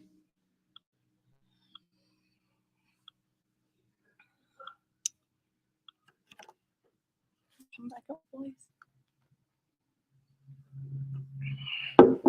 Maybe bring it to something like that. You know, it's kind of why we don't have the streamlined. This is not quite. How's that look? I need one of these. Is that good? Hmm. Okay. Thanks for bringing my water. I did not, but I think somebody did. Whoever did was awesome. Double fist this one. Maybe you did. I really did.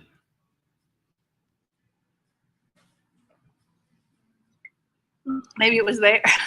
What? Maybe that was there.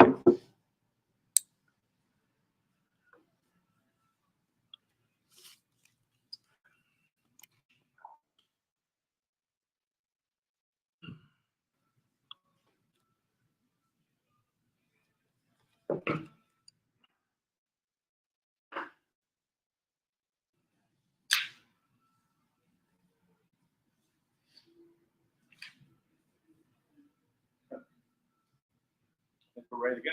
It's a little less painful than I expected.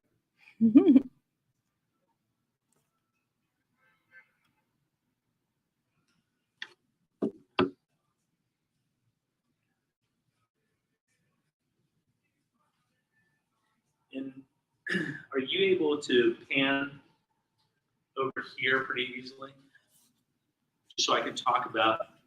Why is this thing with the handle front? Such weird. I need to get a new one, quite frankly. You can pan over there, okay, all the way to here. Yeah. Okay. I think we'll probably start out that way.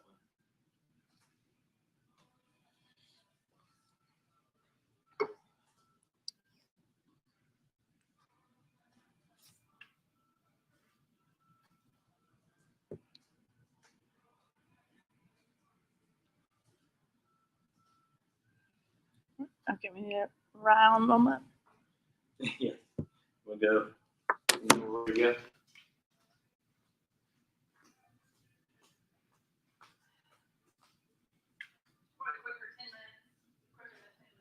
Mm-hmm.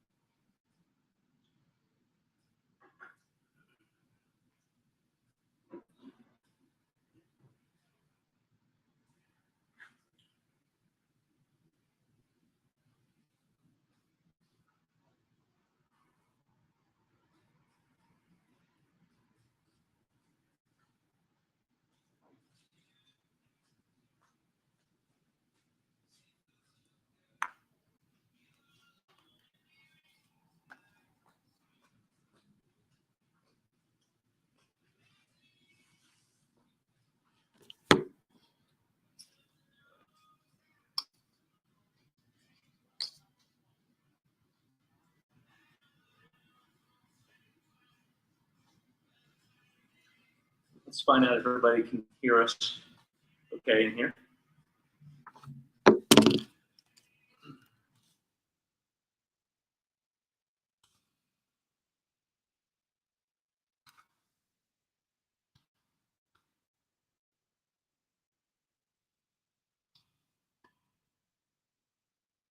Okay, go ahead and speak. Testing, testing, testing. Everybody here?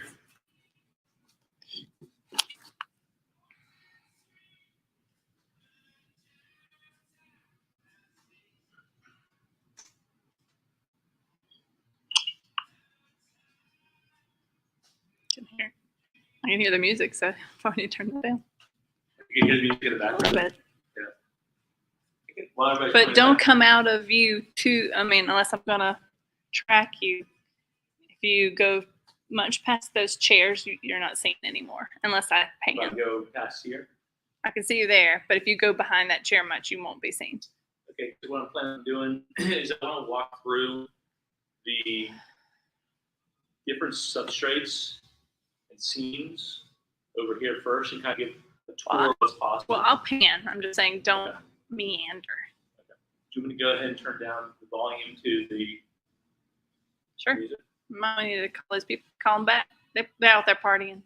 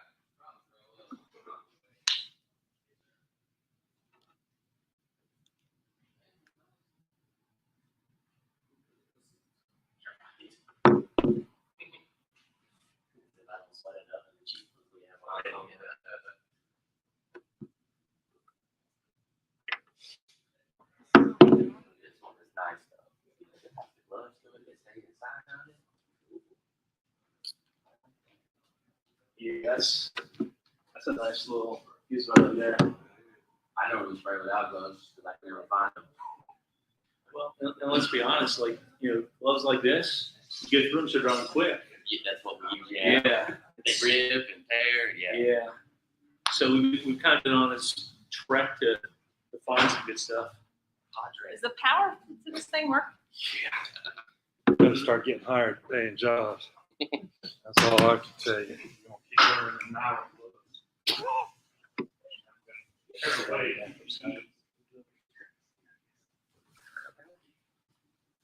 Well, I might. Well,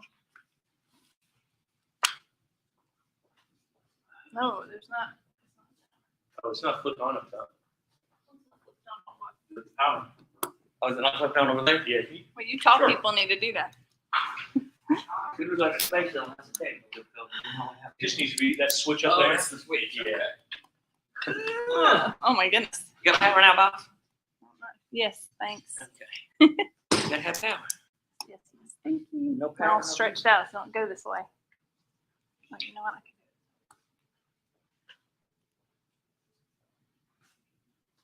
Robert said he wanted to model suits today. If you're slow and open fast, it's always done people, it'd be just fine. There's the figure cord out of. Oh, you got a figure, all right.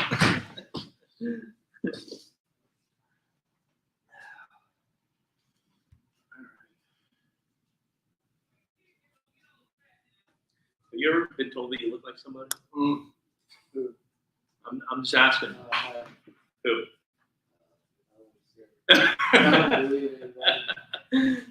There's this guy on YouTube. What is his name? Huh? No, it begins with a J. I can't think of his name right now. He he does all these spoofs. I'll find it all. When I have my goatee and I wear like my utility hat. Uh-huh. I get a lot of people saying I look like Walter on Breaking Bad. I get that. No. Okay, so now let's talk about PPE, because if it seems to me like PPE has been like equally troublesome, and so there's the substrate side of things. So if you pan with me, Christy,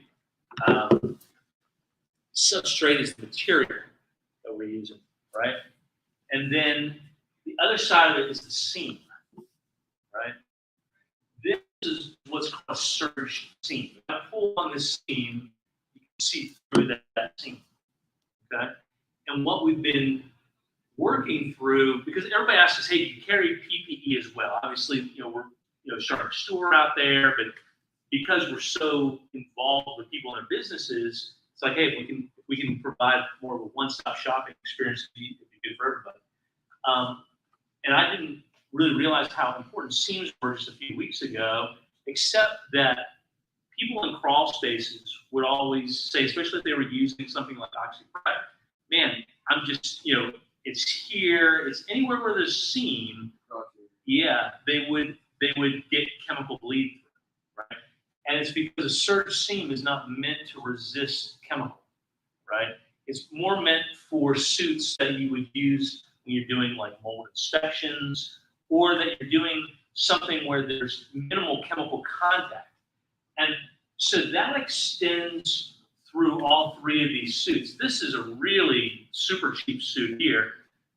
This is a 45-gram suit that has better resistance from overspray of chemical here, and especially here. But again, in those areas, you can still only get surge seam. So you go from a 45-gram suit here to a 55-gram, which is a little more durable. And when you get up to this, now you're getting into this respirator fit hood. So you notice that this one right here, this only comes up to the neck, right? But this one actually comes up to the respirator itself and fits with the respirator, okay? So there's like these little idiosyncrasies of upgrade that you get. So for example, this one has all that. Could you click on the 55-gram NS Global, Christy? Mm-hmm. Just move from one screen with your cursor to the other. Sorry, I should have done it for you. There you go. I can't see it. Where'd it It's go? up top. You come down. Oh, okay. Down, go to the right. There you go. Click on that.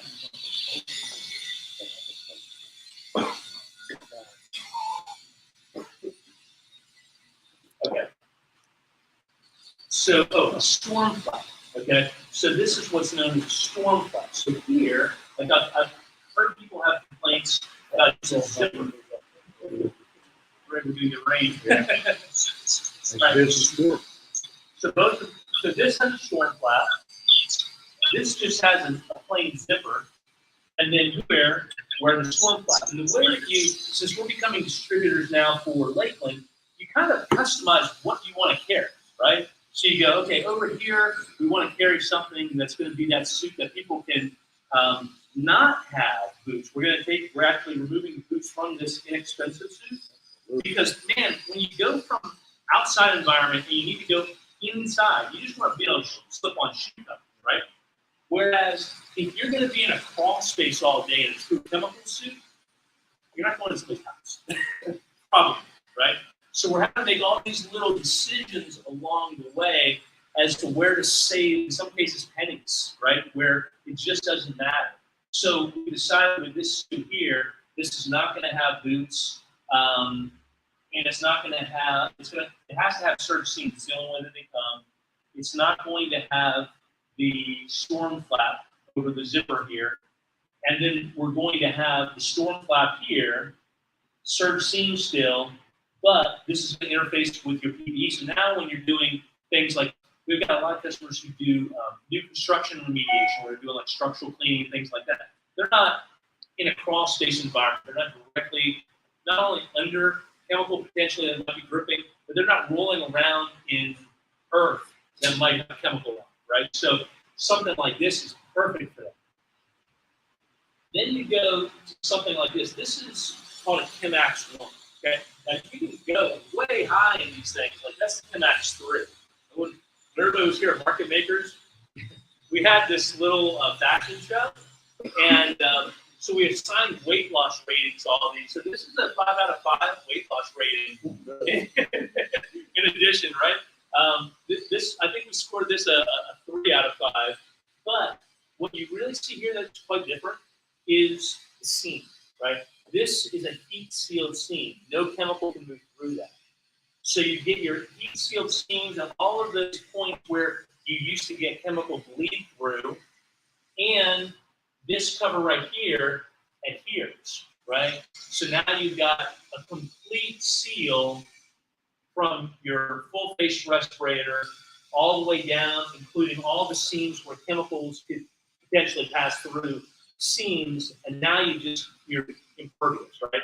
I know I was talking with Zakar up at Cleveland Fire and Water, who was down here, Water and Fire, who was down here, and again, they build all of this cost right into their final price, right? So they account for their safety measures and everything that they do.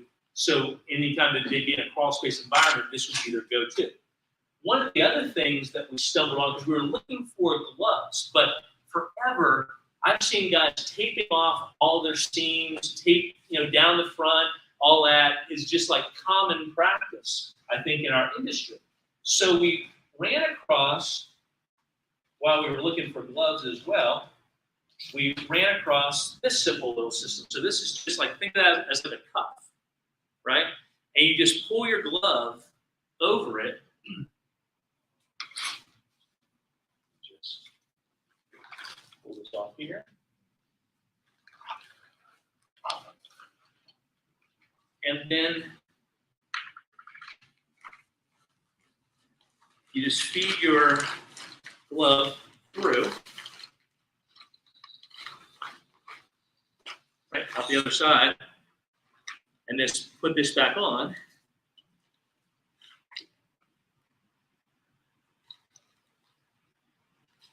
And now you've got a complete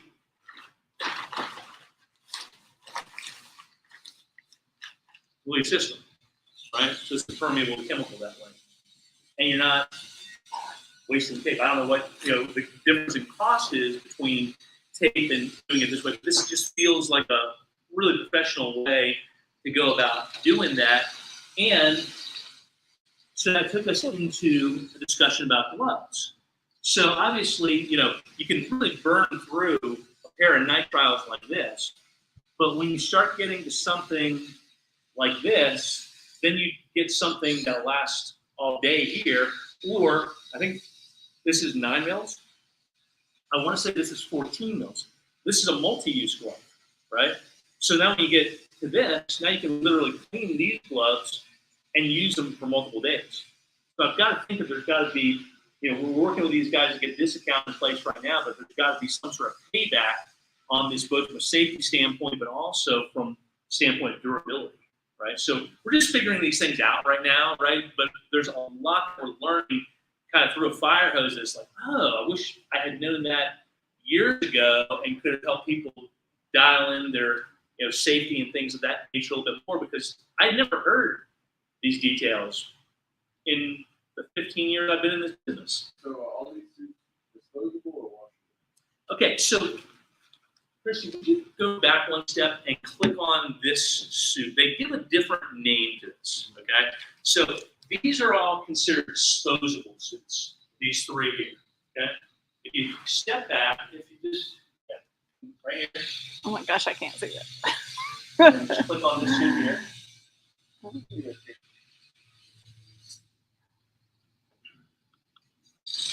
I think the answer It's still would lethal. be yes, but they don't want to say it because of liability, okay? Because what they explained to me, so Lakeland was just here like 2 weeks ago as we were getting the account set up and everything.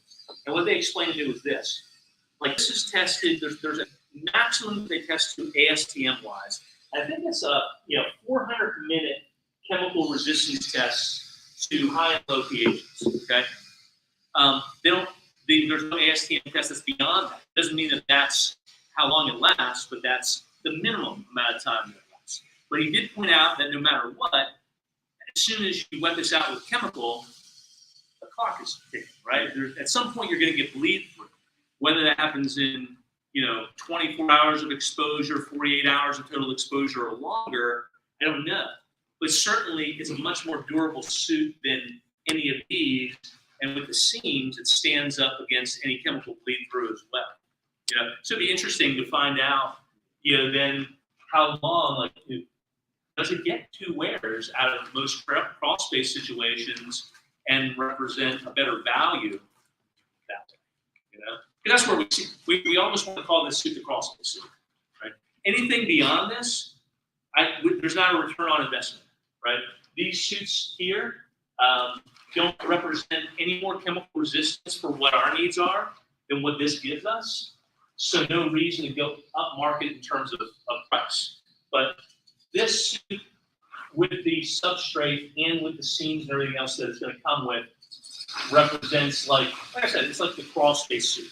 Okay, it's as much as you need, not more than you need. What's the price per suit? Would you grab that right there, No, Christy? it's 6 suits per case. 6 suits per case, yeah. Oh, okay. Live with that.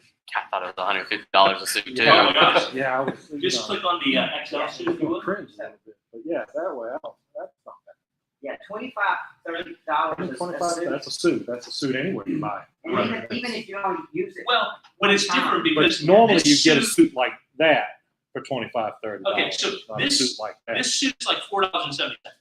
Ah.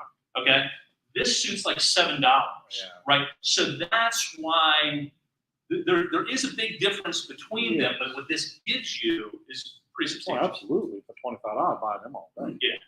I don't Yeah. mind that. That's built into the price. So Yeah. that's all right. Yeah. Shot, show them what a chemical burn can do. Right there. Yeah. Sure. Now, would that have been worth $25, $30? Right. Yeah. Right. Absolutely. I mean, I wish I had known this stuff years ago. Yeah. I don't know why it doesn't filter out into distributors or anything else, but the information just doesn't seem to be there, or the training doesn't seem to be there. Yeah. Yeah. Normally when you order something, whatever company, it's going to be somewhere between them 2 white suits right there. Right. And that's what you're going to pay $25. Right. Because I see a lot of what people showed me also was 25-gram suits. So like half of this No problem. is like these suits that people are using out there for like $3. Yeah. I never paid $3. Yeah. So anyway, I wanted to kind of show you the kind of continuum that we started looking at from the get-go, what we narrowed it to and why, and what we're going to have each of those suits come with, and why we're making that decision, right? Any questions about that stuff? Or Any suits, does it come with the coat? yeah, this system right here, they're like $26 per pair. Okay, but they're durable. You just use them for probably the next year or better, Yep. So the only thing that we've got left is getting our account set up with these guys here. The rep for Lakeland introduced us to this company. He used to work for them. So it's kind of like this built-in, we know the product is a good product. But I love that these things come up nice and high and will work perfectly with those cuts. So anyway, never thought I'd be so interested in PPA. All right, Christy, would you now come across to that simple, effective teachable? Where do I have that? Oh, Oh wait, we're on a different screen. Hold on a there second. you go. You're on the left, right-hand side. Hold of on, the I got. mouse. Left, Get this. left. There you go. Okay, now place your cursor over here on set. It's so little. Right there. I know I keep wanting to look at the screen, and the computer makes it's freaking me out. You do better than me. They'd be watching Oprah Winfrey. Now, I need you to do one more thing. You can take your cursor from here and you hit play over there. Two more. Oh, I see it. Okay. I have a good vision. So let me introduce this first to you. So we have a very long-standing, great customer and also friend. The name of the company is Healthy Spaces. They're in Indiana, Evansville area. And we've been just watching them grow year over year. And so maybe 8 months, 9 months ago, as we were talking about this whole concept of market makers and sharing best practices information like we did a couple of weeks ago, Jimmy and I started talking about what has really taken their company to the next level. And for them, it's been just systematizing everything.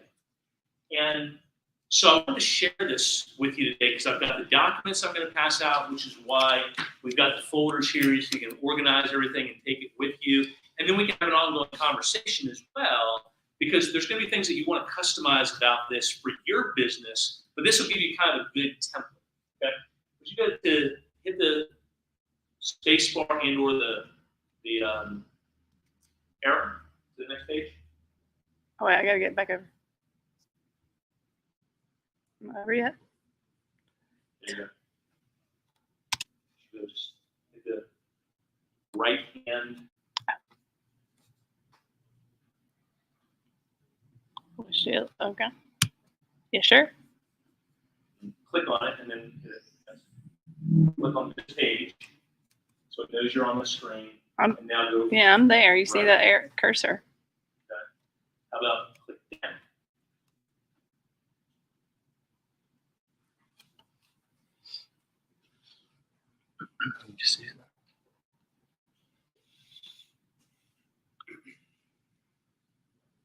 Instead of worrying about it, I'm just going to do that. Okay. What'd you do? Well, I went down there. Okay. Now you can do this. Just keep the cursor on the page. Don't move. Don't wander. Okay. So this is kind of how market makers started out. And the question to everybody in the room was, are you self-employed or are you a company? Okay. And Jimmy and I talked about this in advance, and hopefully all you guys get to meet him because he's a great guy, but a great guy also to talk about systems with, right? And it's like, you can be anything that you want to be. And it's okay if you want to be self-employed, and it's okay if you want to be a company, but make a decision on what that is. And then now click on the next one. Without systems, you don't have uniformity. So I have plenty of like smaller customers that I've had conversations with about their sales system, and the feedback that I get is like, well, I focus on like maximal education, like being very technical with my customer and them knowing, everything that I do at the end of that sale. And that's okay, but you're never going to be able to move beyond yourself if your company is dependent upon you individually, right? If you don't have a system that can transcend you and what you can bring to the customer, you got problems. And admittedly, I have been there for a while, right? I know a lot. Now we're getting everything that I've learned over the past 15 years of being in this business into written out systems. So now the next. Okay. So why should you standardize your sales process? Your customers must have the same experience every time. Right now, with Enviroguard, a customer can't have the same experience yet with Robert or with Pete or anybody else in our organization as they can with me, because I've just been around chemistry and manufacturing and all this stuff for way too long, unless we create the systems that allow people to be there. And it's not fair for our customers not to have the same experience with Robert or Pete or Patrick or Jason or anybody else on our team.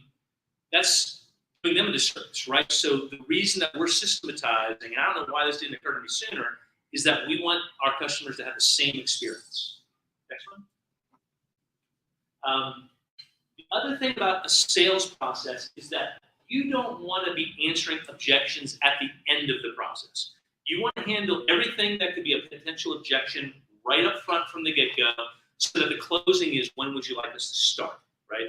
You don't want to be answering questions about, the downsides, upsides, or sideways of the systems that you use, the products that you use, or anything else. You want to bake that in to your entire process. You're not answering objectives at the end. Next one. And what that led us to was one other important thing, and that is DISC personality training. Okay, I never was interested in any of it. Quite honestly, Jimmy and those guys have talked to me about. I've heard this for years, right, about their personality training. Until we started having problems with employees, until we started having problems ourselves and realizing we can't be everything to everybody, and my personality only allows for certain strengths, right? So we introduced, and this happens to be my DISC personality here, right? So the 4 areas of DISC are dominance, influence, steadiness, and compliance, okay? When you're hiring somebody, like I score very high, like almost equally in dominance and influence, but very low in steadiness and compliance, right? But if you're hiring an admin person for your company, do you want somebody who, maybe you as the owner is just as dominant as you are, right? No, you're gonna clash and that sort of thing, right? You want to complement one another in an organization. So a lot of the let's put systems in place. One of the systems that we're also putting in place is making sure we know who the heck is a part of our team, because not only is it important for hiring purposes, but it's important for just getting along. Like if I understand that, let's say that Keith, for example, is high on compliance, and I'm not, right? But the way that I'm going to talk to Keith or relate to Keith is going to be much different than the way that I'm going to talk to somebody else who has a similar personality to myself. So it teaches us where somebody else is coming from, why the priorities are the way they are, because it's not that they're wrong, they're just different, right? And they value things different. And that's good to have a well-rounded organization. So when I finally had that light bulb moment, and I was like, this stuff is as important as everything else. And then, like right now, we're in the process of hiring here. And we're hiring an administrative assistant to take on a office manager role. It was amazing how understanding just this simple stuff here and the write-up and everything that comes along with it, because they answer 28 questions, and then they select what attribute is most like them and least like them, right? And it creates this profile. And man, it is dead on. Like mine says, with strong inner motivation to influence people and circumstances, you thrive on competitive situations and challenging assignments. The stresses and pressures of everyday work and life are unlikely to reduce your effectiveness and enthusiasm. Absolutely, that's me, right? But we are hiring an admin person, and the person who we recently interviewed, who's coming in tomorrow, says you enjoy interacting with and helping people. You're open to new ideas and procedures. Although you are calm and controlled, you still project enthusiasm and optimism. You're naturally supportive, listening, empathetic behavior makes you a good coach, someone people turn to when they need help or advice. What a great attribute in an administrative person who's interacting with your customers all day long, who's completely different than I am, right? So anyway, I wanted to share that with you guys before we got into this. I've had the recent aha moment, and we're going to get real involved in the Chamber of Commerce here, and hopefully bring stuff like this to even our Chamber of Commerce meetings locally. Okay, excellent. Okay, so let's walk through this. It's 6 steps. Okay, the first step is the interview. Click it. The second step is clarity. Next. The accomplished list. Next. Inspection. Education. And close. Okay. So let's go to the interview. So what's important about the interview process? I'm going to pass this around while we're talking about it. It wasn't really a question not to answer, but so the interview process is all about learning about your customer's perspective or problem from their own perspective, right? So this happens to be an assessment guide for crawl spaces and basements, okay? Something that we probably here all relate to pretty well. And so if you click on the next slide, Christine, the questions are this, and let's just go through them because you might have some questions as to why we ask them, okay? This is tried and tested, and by saying that, it is also a living document, okay? So imagine we sit down with a customer to begin with, and start asking some simple questions. When was the home built? How long have you lived here? How long do you plan to live here? Right? Those 3 questions tell you a little bit. Right?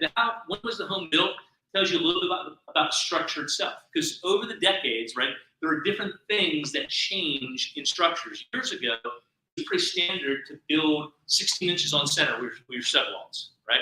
Today, we're building 24 inches on center. We're doing it in a more engineered way, using less wood, but getting more rigidity and strength out of that construction method, right? So things change over time, but if we understand when a structure was built, it tells us a little bit about it. It might even tell us a little bit about the insulation and some other things. Is this, are we dealing with a stack effect problem here? Or are we dealing with something that's more modern in construction where it's not as light, right? Those sorts of things begin to occur to us. How long have you lived here, right? If they, take for example me, we've lived in our house for 5 years. Our house was built back in 2005. What does that tell us? I don't know everything about our house that I would have known had I been a part of the construction process, right? I am 15 years removed from knowing everything there is to know about our house. 12 years removed when we bought the house. That has significant downsides to it and it's probably going to require me to do a little more thorough inspection because my customer can't tell me maybe about the insulation. If you came into our house, we live in a house that is what's the framing called? A timber frame home, right? And we have insulation cabinets as our primary insulation. That's very different than a batted insulation, right? Much less likely to have thermal bridging and things of that nature, so that there's some things that you can begin to rule out if you know the way a home is constructed. How long do you plan to live here?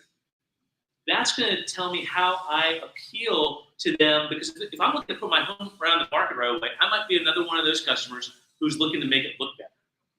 If I'm going to be here for the next 15 years of my life, I need it to be better, right? So again, it tells you about the customer. Have you noticed cold floors or drafts? Why do we ask that question? Moisture, comfort, right? All of these things, because at the end of the day, would you rather sell, if you were selling something to a customer, would you rather sell $5,000 or something or $20,000? Right. So if you ask the right questions and get your head around everything, including their comfort, then, and there are systems and products that you have used in your business to make those improvements in other people's lives, then the likelihood of me saying, if I answer that question, I go, you know what? Whenever I get close to those doors on the back side of my house or in the basement, yeah, I got to tell you, in the wintertime, the floors are cold, and I always notice a little draft right there. Guess what? File that away, make a note right there, and when you do your inspection, check for that stuff, right? You might have a solution for it. Have you seen any mold upstairs yet? That is the most important word in that sentence. What does it imply? You might not be seeing it now, but at some point, if it goes unchecked, you're likely to see it, right?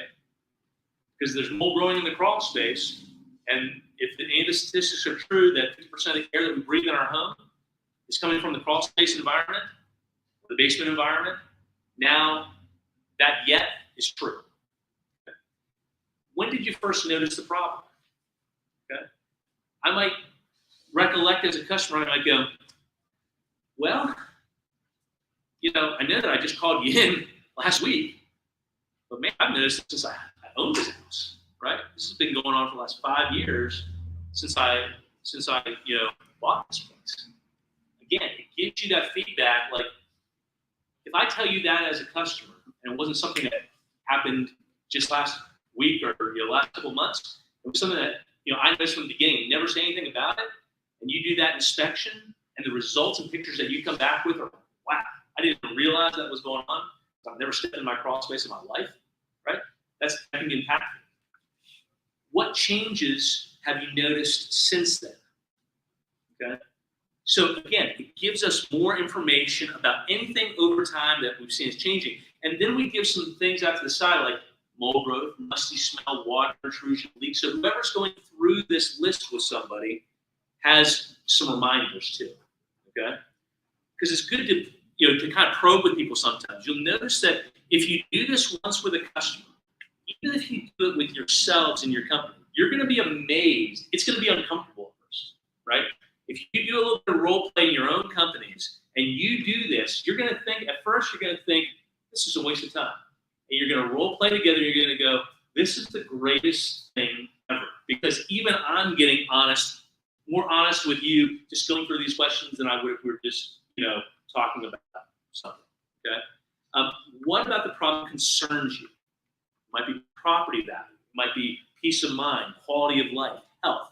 There are all sorts of things. But dig for that stuff, right? Is there anything else? These questions are meant to get the conversation started. This, by the way, can take about 30 minutes to go through these questions. So expect it's about a 30-minute kind of back and forth of understanding the problem from the customer's point of view. When do you want to? Why do you want to fix the problem now? Right? Well, again, if you and I are talking, and I noticed the problem 5 years ago, and now I'm just getting in touch with you the first time to come out and take a look at my problem. Well, why could I have waited that long? Maybe I haven't had the money to take care of it, right? Maybe it's gotten worse, and I'm noticing it more now. Maybe my wife is telling me, you need to get this problem fixed, right?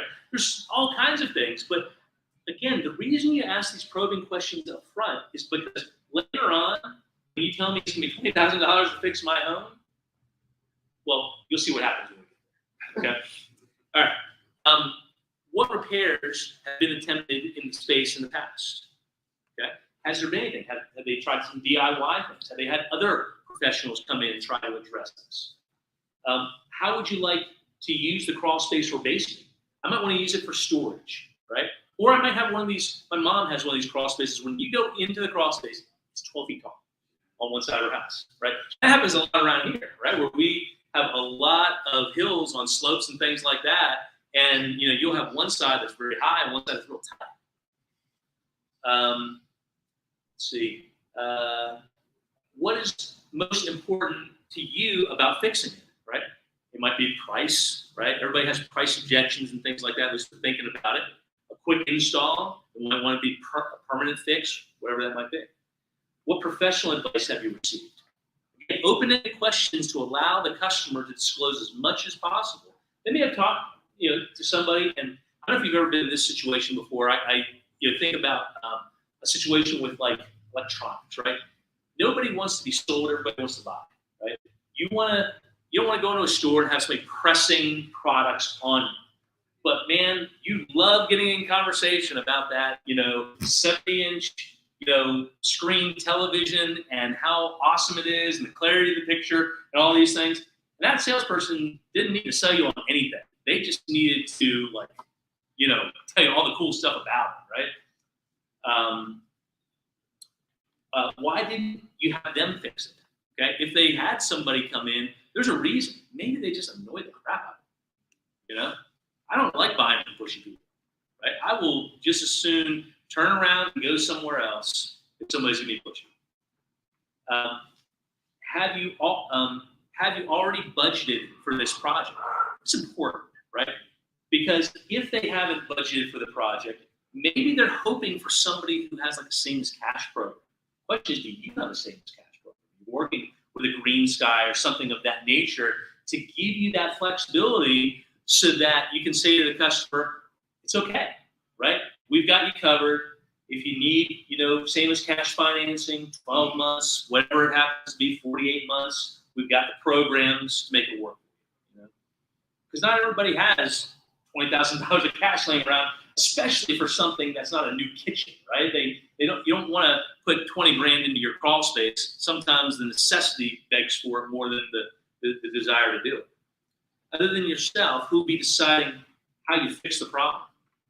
Like, if you come to my house, I might say I'm the decision maker when it comes to this thing. But I can guarantee you she and I are going to talk about it. And if I can't explain it the same way that you explained it, or if I cut certain pieces of information out, right, I could be manipulating the conversation in the background. Whereas if you had sat down with the both of us to begin with, and she understands the solution, she's going to hear it differently than I do, and I hear the solution, and then I balk at it, or I leave a piece of information out, guess what? I've got a really honest wife, okay? Most people have more honest wives than they are themselves. And she's going to say, no, but remember this. Remember that. Remember, this is our goal, right? Doesn't matter what it is. She's going to remember things better than I do 100% of the time. Do they think fixing it is equally important? Okay? And then when do you want to have the work done? Okay? Is this something near term, right? Or is it something that you're just kind of kicking, some ideas around right now, and it's not at the top of your priority list? Okay? So that's the interview. A lot of really good questions, but some of those you might go, boy, I can see how to, redirect that or how to ask that a little bit differently. Consider this a living document for any service. And the way that we see it is any area of the home. The questions that we would ask for an attic might be slightly different. Questions that we ask for the interior of a home might be slightly different. So keep that in mind. Okay, next slide. So what's important about the clarity section? We've got to distill down what's most important to the customer. Now that we know a little bit about the customer, now we can start focusing on the solution side of things, but it has to be what's important to them. Because we're not trying to push services on them. They're telling us what they want. Okay? So the questions start out like this. If mold is found, is remediation and prevention important today? Okay? Now, we paired two things there together. Out there, we were talking about remediation and moisture controls being separate. But most customers, they want to not only solve it, they don't want to come back, right? So ask it as a single question, and then that will help you direct your moisture controls as well. Right? There are a lot of people out there who are just mold remediators that don't offer any moisture control services. And I can tell you it's a mistake. And the reason that it's a mistake is not only does it prevent it from coming back, which is liability protection and all these types of things, and just good brand protection and good brand building, if you will, but it literally doubles your sales over just a common remediation sale. So if you're doing moisture control business, you should do remediation business and vice versa. Okay? Double your sales. If mold staining is found, is removal important today? We separate that one out because not everybody, especially if they understand remediation, is that concerned about mold staining, especially like crawl spaces and things like that. It might not be important, or it might be very important to them. They may want it to look as beautiful as possible. If foundation efflorescence is found, is redensifying important today? It gives you an opportunity to connect the dots there, right? Efflorescence, which they just think is ugly, okay, or they don't know what it is, with redensifying a foundation. Two things that they may not put together, but asked in one question there, it might lead to a little other discussion. I'm sorry. Yes, sir. Going back to the staining, if they plan on selling anytime soon, a lot of time when an inspector will go in, they'll see the staining, and to protect themselves, they'll say it's organic growth. Mm-hmm. So if you don't get rid of the staining, then it's an issue for the next buyer, even though it may not be an issue. Right. And if you resolve it today, you're not going to have that problem tomorrow. Right. Yep. And that comes up like in a real estate situation, the staining is like the most important thing, yes. Even though it has nothing necessarily to do with growth, right? It brings up one other thing that I had in the schedule when I talked about, and that is like remediation is important whether a customer knows it or not, right? Because you're trying to do things like protect property values, right? If a property goes on the market and there's mold staining or mold growth or whatever it is in an area, it gets inspected and it comes up on the report, guess what? Not only are you paying for that in terms of property depreciation, but you're overpaying for it. You're paying with lots of interest. So it's better for that person who hasn't put their property on the market yet to go ahead and have the remediation done.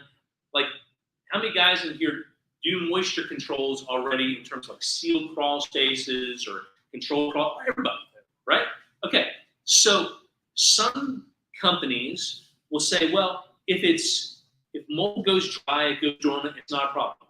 Bet me, go into that crawl space with an inspector and show me a report where they don't list it on that report and put that that seller in a position of home depreciation. Happens every time. Always want a credit. And always want a credit, always for more than actual. Whether they ever fix it or not, it doesn't matter. They want a credit. Right. We just had that happen. Right. And it's never a $2,000 credit or a $5,000 credit. Right. Yeah. Right. It's always for more than it costs. All right. So, is a groundwater and seepage solution important to you today? If exterior surfaces are porous, is weatherizing to prevent damage important to you today? Is controlling moisture from the earth important today? And to follow up, are you wanting a basic vapor barrier, or are you wanting to seal it off once and for all? Do we even offer? I mean, do you offer moisture barriers anymore? Yes. Do you? Okay. I don't even offer a moisture barrier. Is that right? Okay. Because I don't think, that's old science. Because you have to have air movement to have a moisture barrier.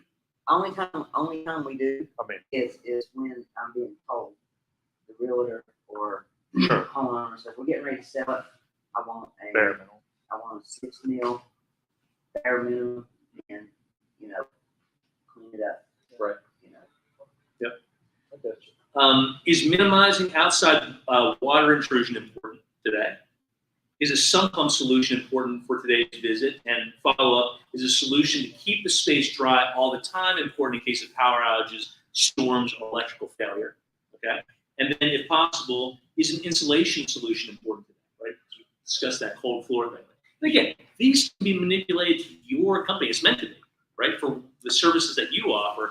But don't leave them out, right? If you're going to take the time to do an interview, then take the time to clarify what your customer is looking for if you find these problems.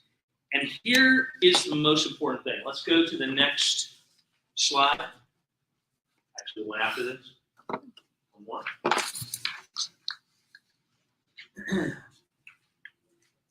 This brings us to the accomplished list.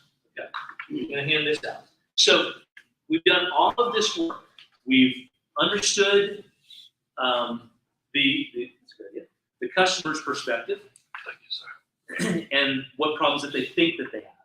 We've clarified that for today, what would be important to them, which also tells us a little bit more about the inspection and things of that nature.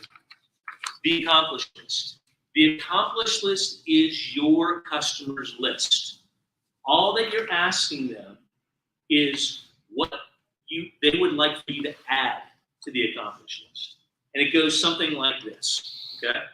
So you speaking to your customer, you say, okay, this accomplished list is yours. I am not going to add a single thing to it that you don't tell me to add to this list, okay? It's your list, okay? If you don't want me to add something, or later on you want me to remove it from the list, you tell me, okay? It's your list, okay?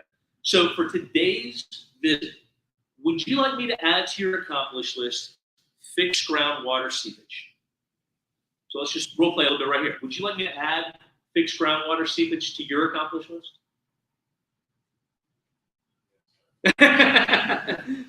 Good. Okay. And I'm going to say, okay, so I'm going to add to your accomplished list fixed groundwater seepage. Okay. Now, we spoke about also controlling earth moisture. Okay. Would you like me to add to your accomplished list control earth moisture today? Okay. I'm going to add to your accomplished list control earth moisture. I know that we kind of laughed about this a few minutes ago because it was like, why would I want to keep things dry all the time, right? But we talked about the sump pump and possible outages and things like that. You want me to add keep dry all the time to your accomplished list? You're okay. Okay, fine. It's your list. All right. How about, would you like me to add to your accomplished list strengthen and re-densify the foundation? Okay. How about control foundation seepage and fix the walls? Okay. So we're going to add to your accomplished list control foundation seepage, fix walls. Do you want me to add to your accomplished list prevent mold, rot, and odors? Okay. And that just ties back into the remediation prevention steps we were talking about before. So I'm going to add prevent mold, rot, and odors. That helps you whenever he said no. Like if you said no. He's going to contradict himself at some point in his process. I got you. Yep. At some point in the future, whether it has to do with price or anything else, he's going to contradict himself. And I've got everything to clarify and go back and say, okay, because if I say, okay, at the end of this inspection, we come to a point where I have an estimate for you, and it's $15,000, right? Right. What are you going to ask me for? I can tell you, you're going to ask me for a discount. Oh, yeah. I'm not going to give you a discount. Right. But what I am going to do is I'm going to ask you, what would you like me to remove from your accomplishments?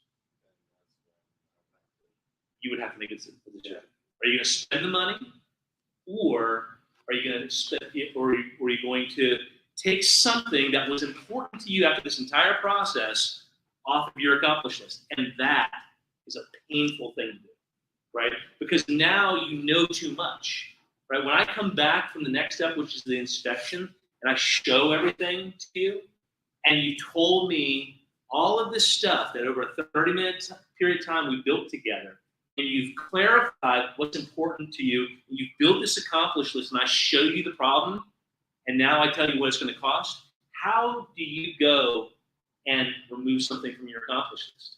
It's painful. Yeah, you know what? If I was somebody that was a customer, Right. I wouldn't know these steps that you just have. I wouldn't know what all the But you know, what your accomplished list is. I'm gonna say, yeah, I don't want you to do the remediation. That's the only thing. Can we accomplish this with spaces? right. Yeah. That's the other option that comes up. Is it might be, okay, why don't we do this? Why don't we break it down and do the remediation first? And then 90 days, right? So there's different ways to do that. But no matter what, you're maintaining margin, right?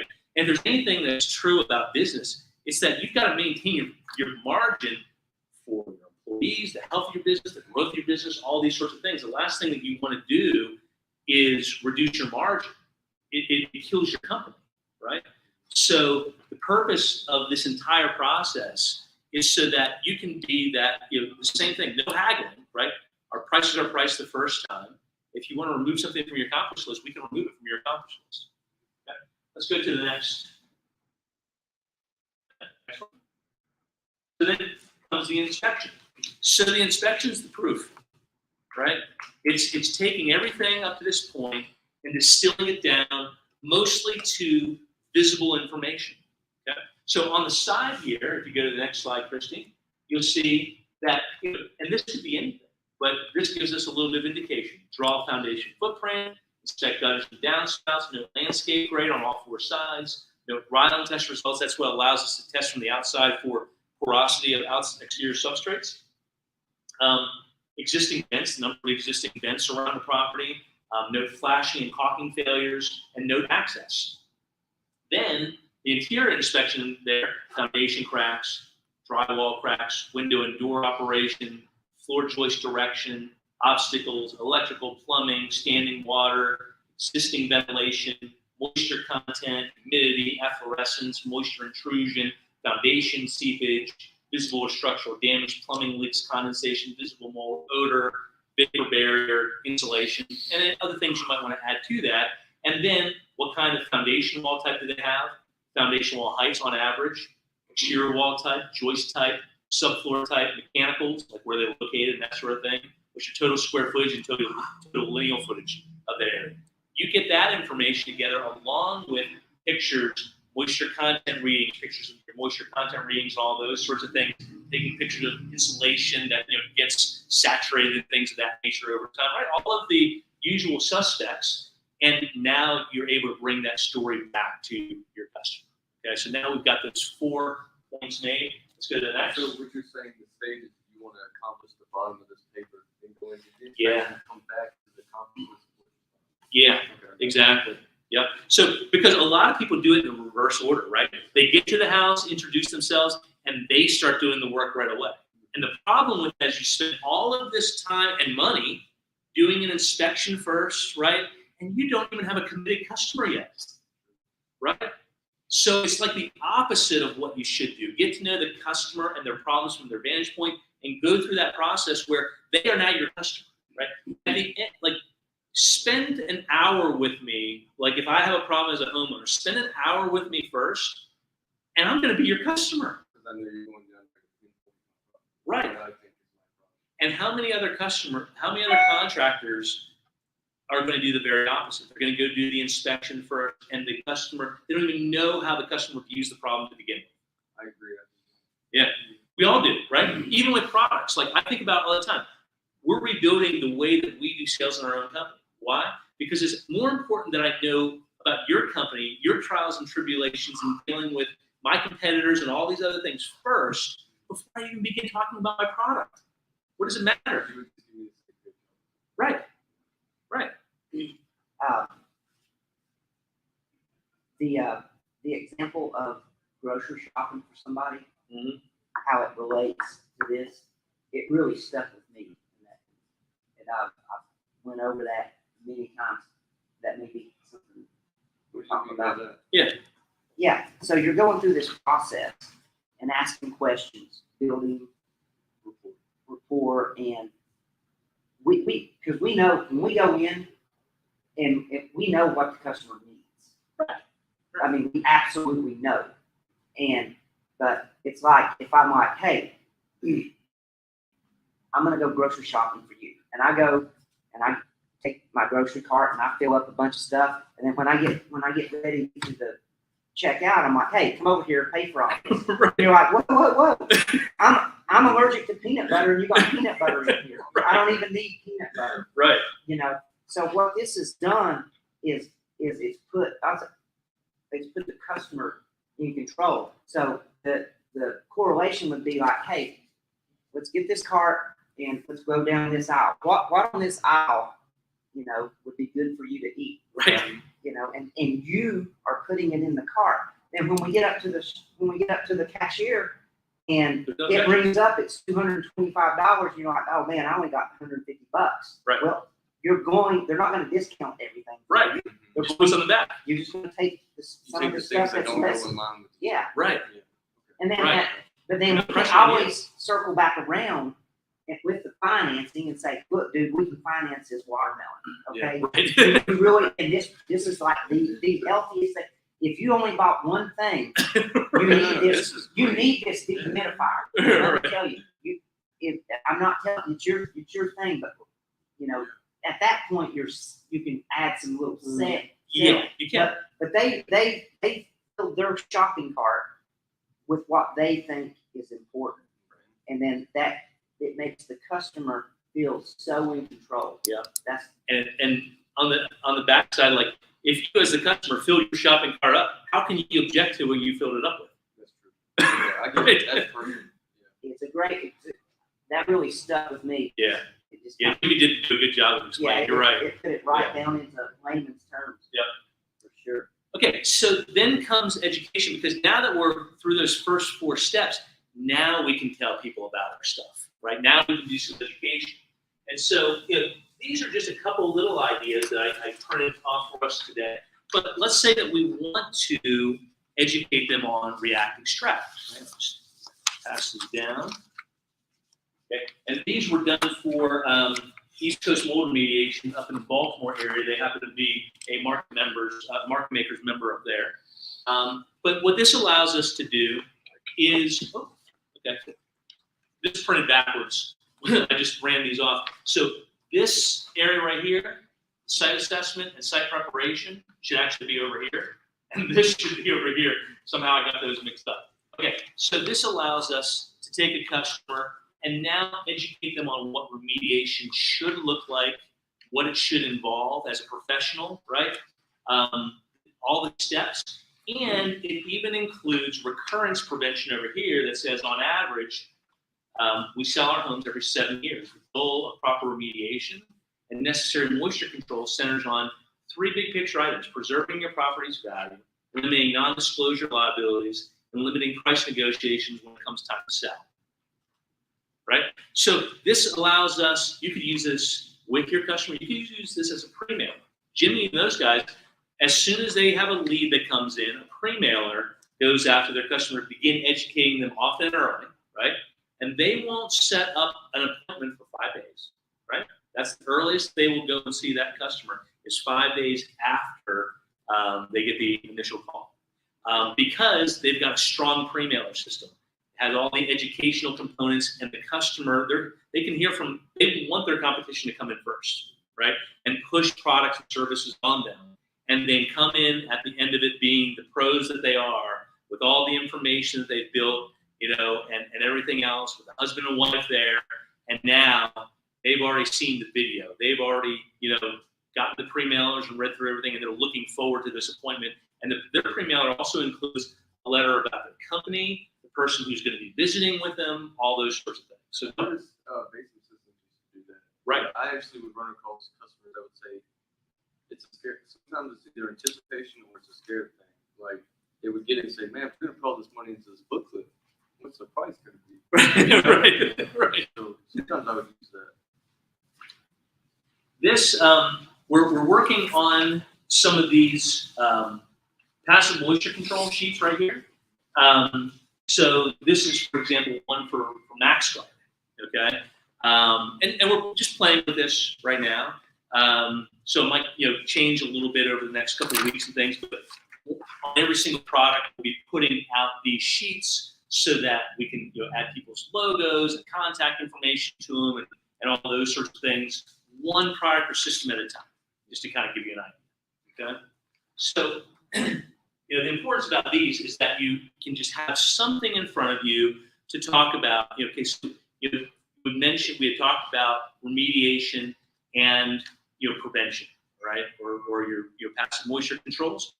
We use a reactive track system, and you can walk through the benefits of that, and then, you know, why you use passive moisture controls, active moisture controls, any of those sorts of things, and you've got those collateral materials just to support now your sheet, right? And then, Christy, would you go forward one more? Okay, another one. Okay, so then closing the sale is no big deal. I just did this because I knew Jimmy was presenting this at the at Market Makers. Would you go forward one more? That was just for him. So, you know, the close is the close, right? Not the close in the traditional sense, except for asking, you know, when they want to get started, really. I mean, there's nothing more to it at that point in time than scheduling, right? Because we shouldn't be answering objections at this point. Some people, like, intentionally seems to build their sale around answering objections. That's not our objective here. Our objective is to handle all the information up front so that the close is just technical information, you know, scheduling, financing, all those sorts of things. Do you suggest what you're saying here over, like, the way I go about it? I give them the price, hey, if today's Tuesday, I'm going to call you on Friday and follow up with you, get any questions, concerns, and things like that. Do you think it'd be better to handle it while I'm still in front of you? Yeah, absolutely. So I get a lot of my business comes from realtors, and they're already behind the 8 ball. Usually when they're talking to me, they've already listed the house. Somebody's interested, especially moving even faster in this crazy market. Right.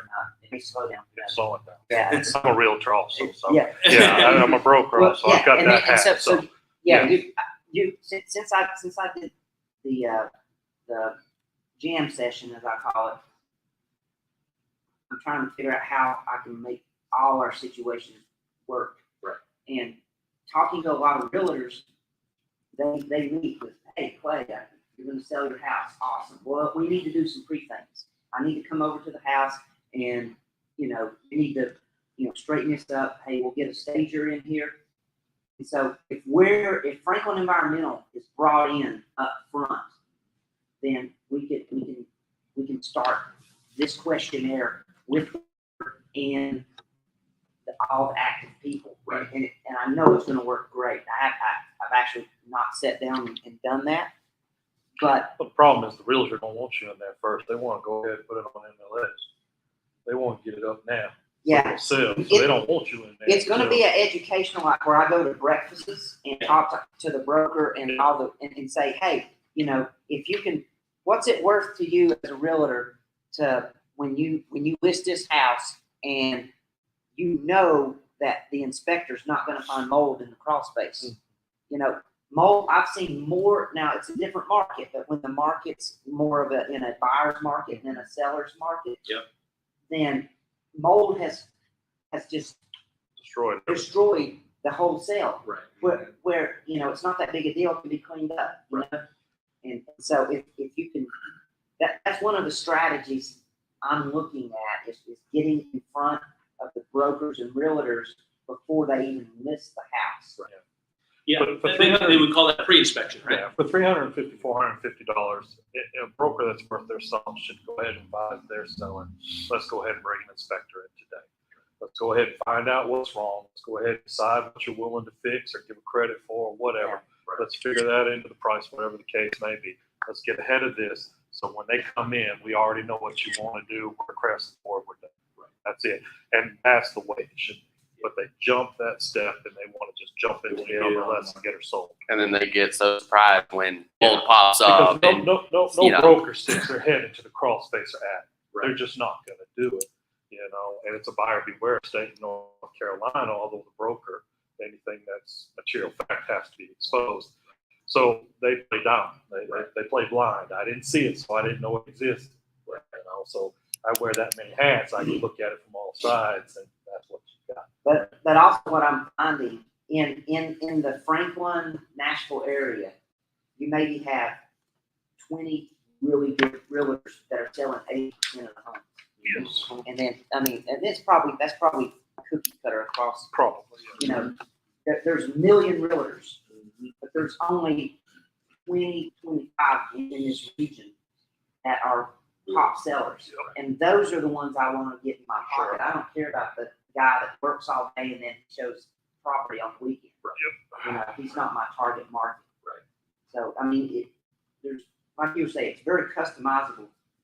And you just got to figure out. Got to figure out what your system is. Do you ever do vendor spotlights where you go to realtor companies and speak and things like that? 'Cause I've gotten lucky with what you're shooting for. Like, but in Charlotte, it's hard. People are all about money. It's not about care. So sometimes I get lucky with that. I attend all my vendor spotlights and try to get that. It I is should hard. be getting some free chicken sandwiches from Chick-fil-A. Maybe That's why the cost of chickens got so high. We were Chick-fil-A. All right, Christian, would you Yeah, that's, advance to the next slide? I did want to mention while everyone was here, you know, I know we're streaming and things, that we are going to have our next market makers in March. It's actually not going to even be a winter session. Now, would you click on that picture right there, Christian? It's up here. Yeah, up here it is. Yeah. What color is it? All right, hold on. I gotta get over there. Click on this picture. Yeah, click on the picture. market makers chili. Oh, okay. Okay, quick, replace that winter with spring. So come up here, changed it to spring.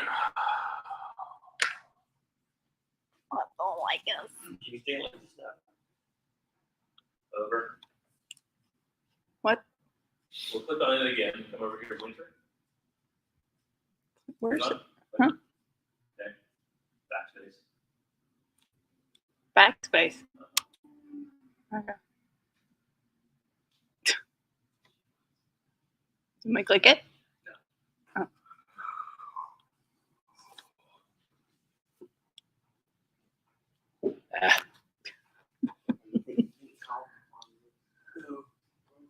Well, shoot. If he could, if You're white out. It's early enough in March. It's still winter. You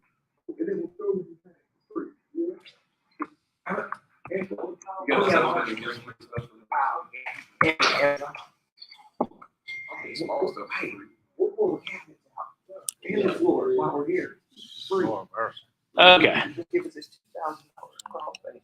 Everything else free. I did. You know, right there. Just trying to make some money. We're confusing the season. Okay. So, Cover everything. we've been already working on the spring session here, and one thing that we're going to be introducing in this next session is liquid applied vapor barriers. Okay, Now, we've got several types of liquid applied vapor barriers that we're going to be introducing. One is the breathable kind. In other words, the kind that replaces Tyvek house wrap.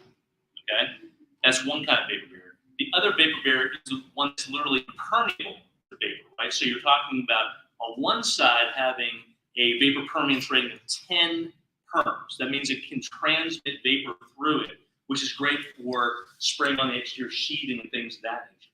The impermeable kind is less than 1 perm, and then that can go on the outside foundation walls. That can go on floors for crawl spaces. It can go under slabs and things of that nature, or on top of slabs. If, you've already constructed, but now you need a vapor barrier before you put carpeting down and things of that nature.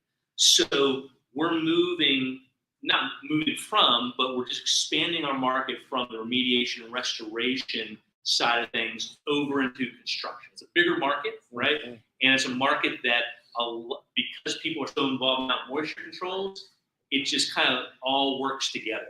What kind of application are we talking about? Paint sprayer, roller? Yeah, airless paint sprayer. Airless paint sprayer.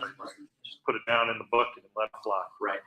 Right. Yeah. Dang. We've already, within 2 weeks, we've got our first samples coming out. Love to see We've already got our wet mill specification set, our permeance ratings set.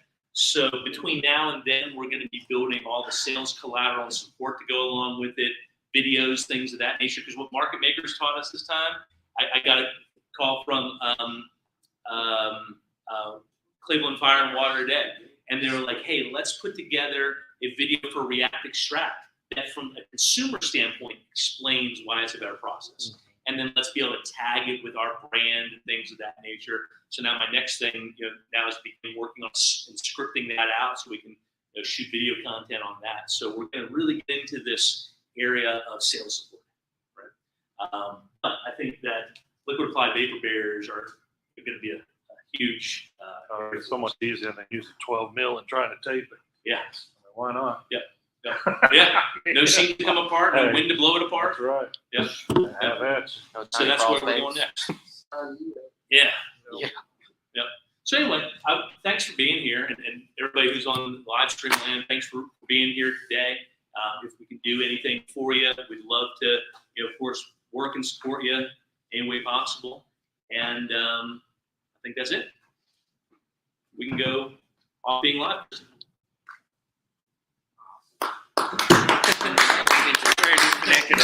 Did I do a sales class on understanding the client and the difference between clients, whether they're an engineer, doctor, lawyer, or that's the distance hey, side of I things. tell you, it's a big thing. You can't explain things to a doctor, lawyer like you can a housewife or middle class blue collar.